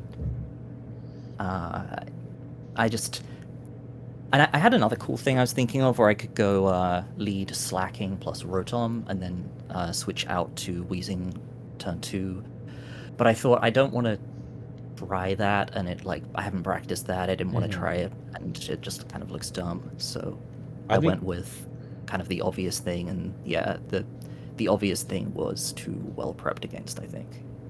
And I think that's a little bit of a challenge when you have a somewhat predictable team or strategy, because it means that you either try the same thing and your opponent is ready for it or more than ready for it, or you try something new and you haven't done it as much and you feel like you're at a disadvantage kind of either way. And so I think it's perfectly reasonable to try and kind of continue doing what you were doing, and it actually almost worked game 1. There were a lot of close moments throughout the entire set. It almost worked game 2 as well, potentially, right? Very close set on both games, but I wasn't ultimately enough to be able to get it done. Yeah, and so for me coming in, I despite my record and stuff, I for sure knew I was a heavy underdog, because I've been super transparent in the league that Sibin has been my main prep partner through the whole season, and he's been really generous with his time and just teaching me the game. And every week when I come in, I always joke the first 3 to 5 mocks are just him kicking my ass up and down, and then finally I'm oh, okay, I kind of get the matchup now. Okay, I'm starting to understand. And he any teams that I prep, he just eviscerates and is here's the 20 issues with what you did. So so then coming into this match, I was cool, so I get none of that now. And I do want to give a shout out to Alberto, Soup and Charcoal, because they did kind of fill that gap and help me prep, and they talked me down the ledge. But because I was worried about, I'm really surprised to hear Simon say that the Worry Seed wasn't expected, because that was legit a variant of a comfy set that he had actually prepped for me, or basically workshopped with me. But it was his idea to bring Worry Seed. I forget what week it was. So I thought that was going to be very telegraphed. I was very nervous about starting. Probably against me. That was probably against me because of Versaluna. Yeah, that makes sense. Yeah, so I would about the telegraph. So anyways, during my prep, I really went heavy in the cheese in the first iteration of my team, because I just thought that I had to pull out something simply absurd if I had any chance against beating Sibin. So I guess for comic relief, I can share that the first draft of this team, that Charcoal basically put his foot down and said, you cannot run this, you will embarrass yourself if you run this. He said it far nicer. Yeah. But I had a version of this team with Arch running Dragon Tail, and my plan was a turn 1 Scrafty fake out into Dragon Tail to try to get Sibin out of position. But it was immediately shut down by a million different responses. It was a really ill-advised cheese to try to make something happen. So they kind of talked me down the ledge of just trust your ability to play the match and play something a little bit more standard.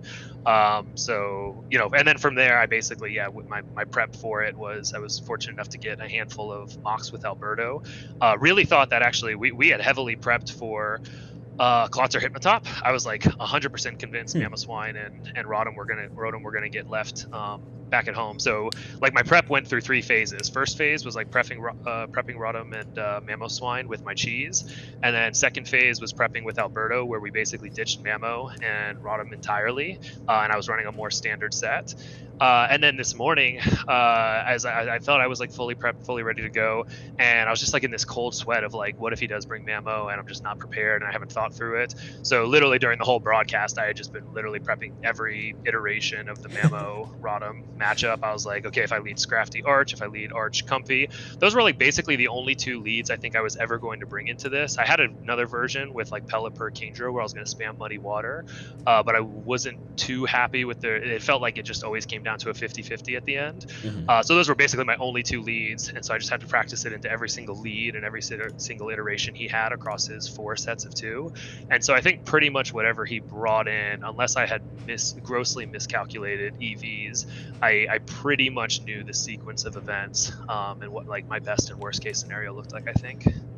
And I think that's a very nice example of prep, because we've seen a lot of great prep throughout the season. I think we've seen people like Soup and Eternum and Wa be kind of main examples of people with good prep. But I think your team, because it's so strong, its prep has been underrated throughout the season, honestly. I think you maybe didn't have to prep as well as you would have had to in something like finals to find the success that you did. But we see here in finals, everything else is out the window. I mean, even if you've had a great regular season, even if you broke records, even if you're undefeated, it doesn't matter if you lose finals, right? And so I think the prep you put in, it was very apparent that to see like your confidence in a lot of these decisions that you were making. I think Cybon too, I want to give you some credit, because I think as Juvie mentioned, you switched around a lot more than you ever have. So even if you brought the same 6 mons that you almost always bring, you played in a very unusual way for you. And I think as someone who tries to learn my opponent's playstyle, I think I would have been caught off guard if to seeing you playing in a very uncharacteristic way. So I think that probably lended to your advantage as well, kind of not forcing yourself to be in bad positions. And that's something you've done great all season as well. You've been incredible at positioning. And this team is a problem when it's out of position, but in position it's great. And so you've kept trying to find ways to better your position. And I was curious in some games, like, oh, is he going to switch out to get rid of that -1 accuracy on Bastic Legion? Or is he going to switch around here where it actually might be advantageous, though he wouldn't normally do it?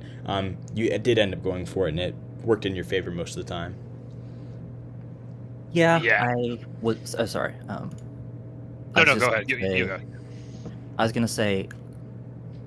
The Jolteon's faster than my whole team. The Arch is unfortunately was faster than my whole team. I had 140 speed slacking at one point, which would have outsped Arch by 1 point, and I thought, nah, he's stamina Arch is pretty strong here into Rotom Mamoswine, so he's gonna do that. So I took away all of the speed EVs. I took away all of Rotom's speed EVs because I wanted to be bulkier with Assault Vest. I was really disappointed at how not bulky Assault Vest Rotom was. Let's take a look at the team right real quick here too. You can keep talking. I'm just pulling it up for the stream. I can get my Pokepaste as well. It was so I was just getting outsped and one-shot by everything, so I had to make some.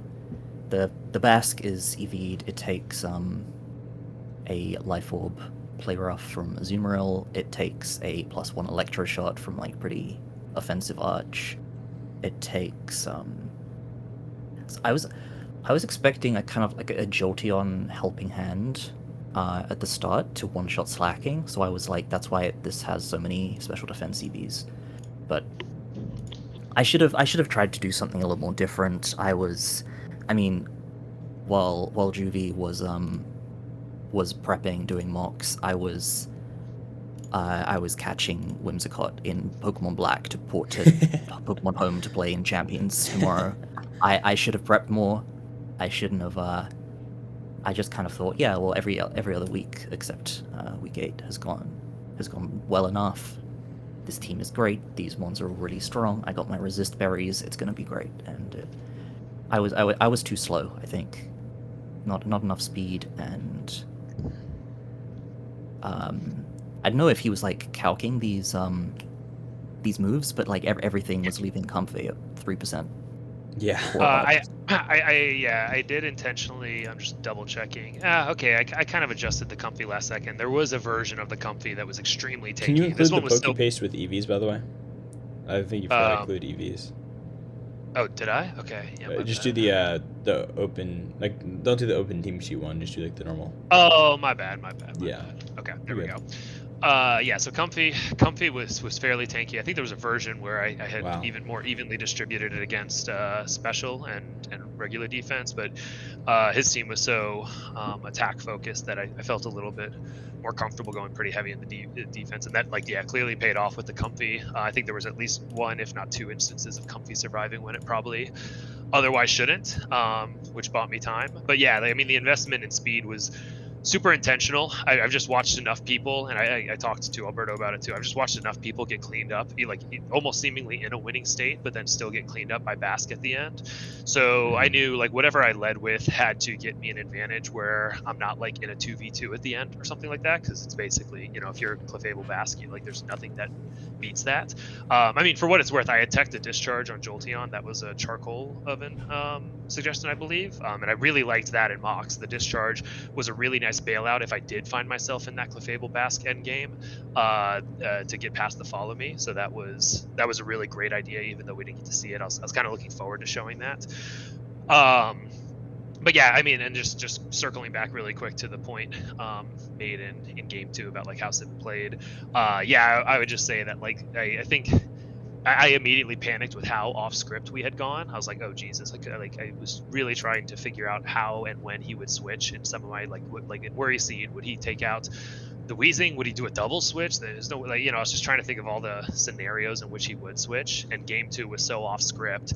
I feel like there was a pretty critical decision made. I think like turn 5 where he kind of really skillfully baited out my Jolteon. I was like, holy crap, why is this Basque Legion out as early as it is? Like this, and I fully took the bait. I was like, this is my time. I can take the Basque out now, and it's just done. And so I left my Jolteon like pretty exposed, and he switched it out, and a series of events came from there. But I think it was turn 5 where I was like, the Jolteon didn't even look that bad on the field, so I was like, maybe I just kind of leave it. I was like, no, I lose my end game if I don't force a switch here and just live with the consequences. But that was like scary as hell. Like that turn 5, that decision to bring back I think it was turn 5 to bring back Jolteon. At the start of turn 4, it's Jolteon in front of Basque Legion. He switches out Jolteon, his Basque Legion to Clefable, which you go for a Thunderbolt into, right? But he's able to heal most of that back up. And then in that situation, Jolteon's all of a sudden not very good. He can't do that much damage. I mean, he can do some nice damage into Clefable, but you want to save him for Basque ideally, so you switch him out as Basque Legion comes back out. And so now it's Kingdra in front of Basque Legion. And so basically he was able to get switch out the Basque Legion when Jolteon was on the field, bait you to switch out your Jolteon so he could bring back in Basque Legion while Kingdra hits the field, who's significantly worse than a Basque Legion. Yeah. Yeah, that whole sequence just was like a mess for me. I was like I said, I was completely off script. So I'm just relieved it kind of worked out. Yeah, I think this was an incredible set. I think watching it live was really intense. So seeing like certain turns, like turn 3 with the Basque Legion being able to Aqua Jet the Comfey for a kill, but also being able to heal the Archaludon, and Basque Legion also had Protect, and then Basque Legion going for Protect there, while you went for the Floral Healing instead of Basque Legion just going for a Aqua Jet into the Comfey. But at the same time, that would leave it open to a Electroshot, which was exactly what you clicked and wasted your power into the Protect there. So there's just so many variables like that. Made it a really interesting finals. I don't think we've had to do too many of those moments where it's like very. It's hard to think of too many moments throughout even the regular season where there's just so many kind of variables at play. Like I use this turn 3 as an example, but we can use like this random turn from game 1 as well, where like it's 3% Comfey and 34% Arch versus Basque Legion and Wheezing, both at pretty much full. But Juvie also has 2 Mons in the back. So Flash Cannon comes out into Babiri Berry Wheezing, which is new information. instead of a and Worry Seed comes out into Basket Legion. So Basket Legion could have killed Comfey at no consequence for an Aqua Jet, but then he could maybe take damage from Arcalodon as well. And like, there's just so many things at play, like every given turn, that it made it just such an intense finals. I was so pissed about that Protect on the Worry Seed too, because I was so badly trying to scout out if it was Adaptability or Swift Swim Basque, and I'm looking at the Pokebase now, so it's Adaptability. I refused to bring my Pelipper in until I knew if Swift Swim was there or not, because I knew if I gave him that speed boost, I had nothing. Nothing that would have, like, I basically would have just given him the game at that point. So I was basically like, in game 2, my goal was actually less. Obviously, you always want to win, but game 2 was like, if nothing else, now that I have game 1 in the bag, I have to find out if that Basque has Swift Swim or Adaptability. Yeah, that was because otherwise Pelipper was just getting left at home, and Pelipper was part of some of my like key sets modes that I was hoping to bring, but never came to that. Yeah, I think this was very intense. I think we both played pretty well. I think Saibon, I've said this throughout the season. I know you probably disagree, but I think your team is actually below average, and I think you have really made your team what it is. I think you've played very well. Your prep has been definitely above average all season, but you've just played so well and positioned so well that it's made this team, which is average or even below average, look incredible. And you're using one A+ tier Pokemon and no other A+ or S tier Pokemon. Slacking is your main powerhouse. Mamoswine and Rotom are your other main powerhouses. And these are not incredibly strong Pokemon. I mean, Slacking is, but he's pretty much relying on Weezing to be able to be such a threat. And so, like, you have a lot of, in the Basket Legion is kind of only seeing the field in the back. It's definitely very scary. It helps you win so many games, but again, also pretty much dependent on Clefable for redirection to make it good. So we have a team that really relies on its positioning, and it's very easy for a team like that to be bad or to be easy to exploit, but you just haven't let that happen all season pretty much. And very impressed to see you carry this team so hard, and you play so well with this team. I mean, those 2 games were the first 2 deaths Basket Legion has had in this draft league. Wow, that's incredible. He is 16-0 in games before. I feel like that's so fitting, considering it was a Mon that I had originally drafted. I'm the only one who gets to kill him. But he never had to play against this Archaludon guy before. Yeah, and then on the other hand, for Juvie, your team, I felt like your team was very strong. I think you found a lot of good value picks throughout this season. Most notably were the Jolteon being a C tier who looked like incredible, and then Azu and Beartic as both D tier options was very nice. Kingdra started to see its usage more towards the latter half of this season. He really didn't see much usage before kind of the last few weeks, but really showed his worth in this finals and the semifinals and especially the quarterfinals as well. But very good Pokemon, and you've been able to take this good team and really show kind of how powerful it is and how powerful it can be. I know with the team you initially had drafted, I thought it wasn't a good team, actually, just at all. I thought there were, with no rain setter, I thought it was kind of disastrous. You had Gengar over Comfey. I don't think you had Scrafty at all. Or it was like there's some. I had Scrafty. Oh yeah, you had some. Some Pelipper and Comfey weren't on the team, but it felt very incomplete, and I don't think if you had continued with that team and not made any changes, you would have found the success. So I think it was good of you to kind of acknowledge those weaknesses, and the draft didn't go how you planned, but you were able to adapt. Throughout the season, you just played very, very well. I mean, an undefeated season was incredible. Saibon also, almost an undefeated season, was very impressive as well. So you guys both should be very proud of yourselves, especially as newcomers to ODL. I think you've scared the entire league. And it's really funny that you bring up the draft and these 2 teams end up in the final, because I basically crashed out in the 4th round of the draft, where I think up to that point, I think I had secured Arch, Basca Legion Male, and Scrafty. I think were my first 3 picks. And in the 4th round, I literally was like, okay, cool, we'll grab Politoed here, and then I'm basically set. I'll kind of fill it out with utility picks. And it was Table who snuck out the Politoed, literally the pick right before me. And the irony was, like, I crashed out, and Simon and I had talked during the draft, and we had kind of joked that if either one of our teams didn't play out, because I think Simon was going for like sand or something originally, something like that. I don't know. But we kept joking that if our weather cores didn't work out, we were going to pivot to slacking wheezing, or pivoting to slacking wheezing was an option. So I remember, like, my 4th round pick, I think I ended up grabbing either Sableye or slacking, and then the next round it was slacking, and I was just like half committed to the pivot, but I grabbed Jolteon and Azumarill because I really liked them for their value regardless of how it shook out. And it broke my heart not being able. I really wanted to make Beartic and Azumarill work in this too. I had drafts where I put them in, but the truth is that Fairy just wasn't particularly good into Sibin's team, and then the threat of neutralizing gas just makes Azumarill basically worthless. Like, I just couldn't find. It was too risky, with not enough upside. And then Beartic as the Swift Swim user, I honestly don't even remember why I left him at home. I just feel like Kingdra. I discovered that Muddy Water mode like late into the season, and unless I really needed some of I don't know. I unless I needed more physical, and in this matchup, I just didn't feel like I needed it from Beartic, so left him at home. But it was tough. I love those mons. Those were the 2 MVPs other than Arch, I guess.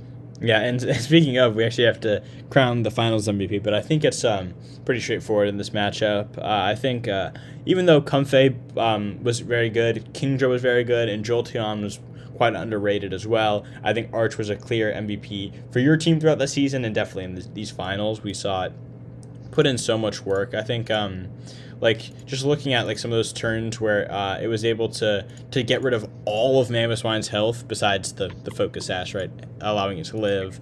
The Electroshot, even though it was protected once or twice, he was able to do so much damage, hang around for way too long.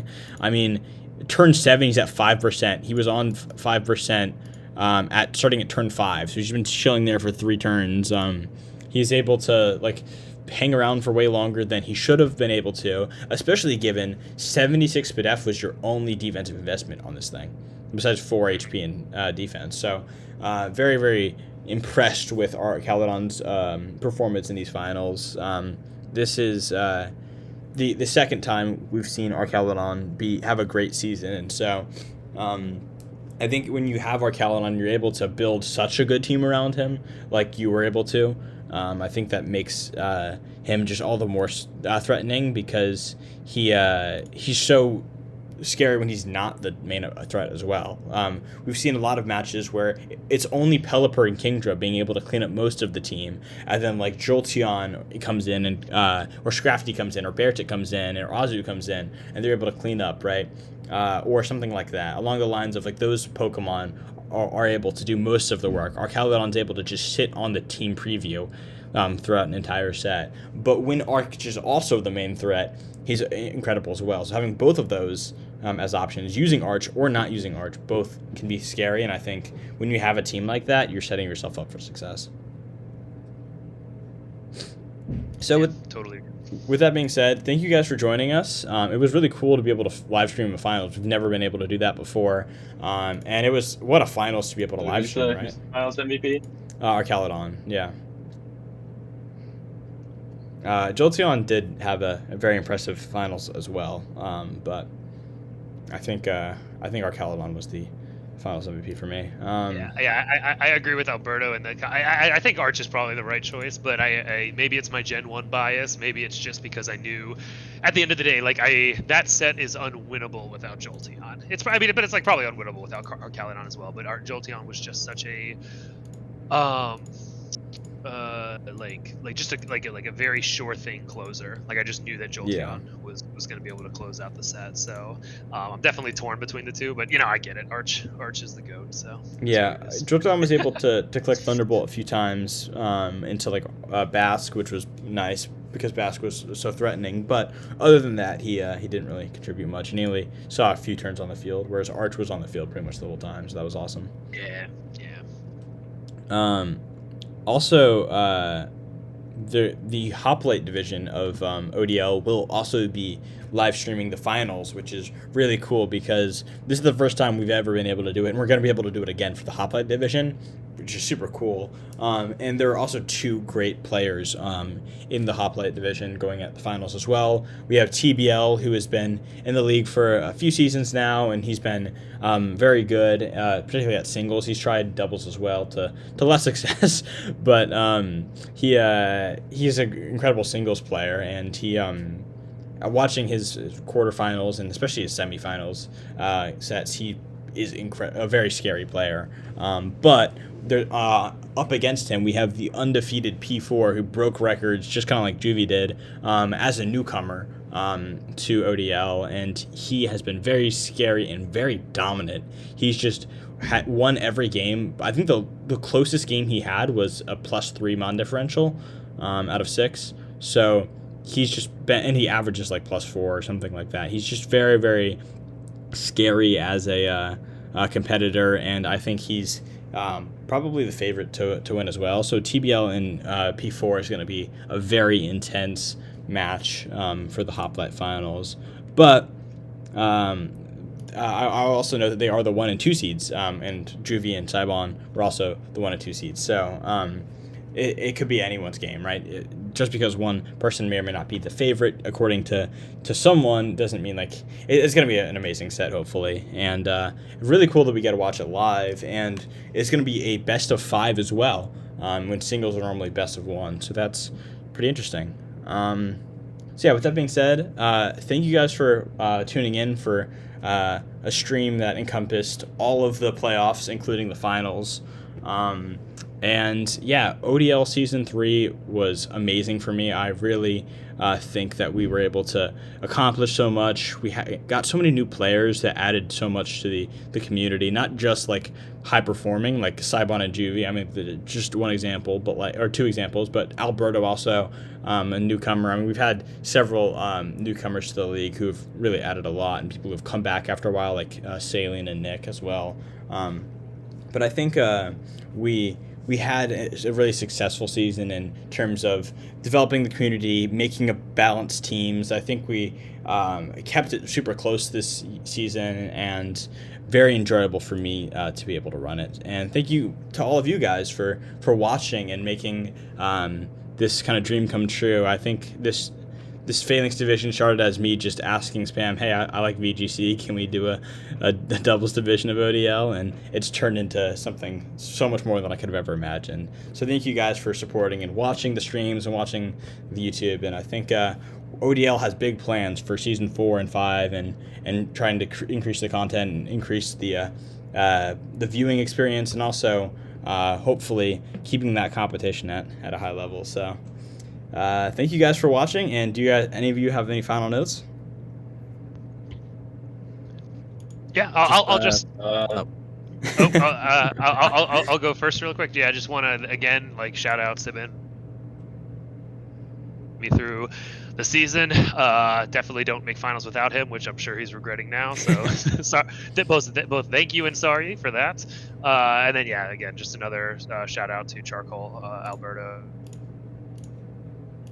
and helping me prep yesterday. Really appreciate you guys, and of course, to the 2 of you, as well as Spam, for just everything you do, organizing the league and everything. It's a lot of work, and it's super fun. Yeah, so appreciate very it. appreciative to y'all.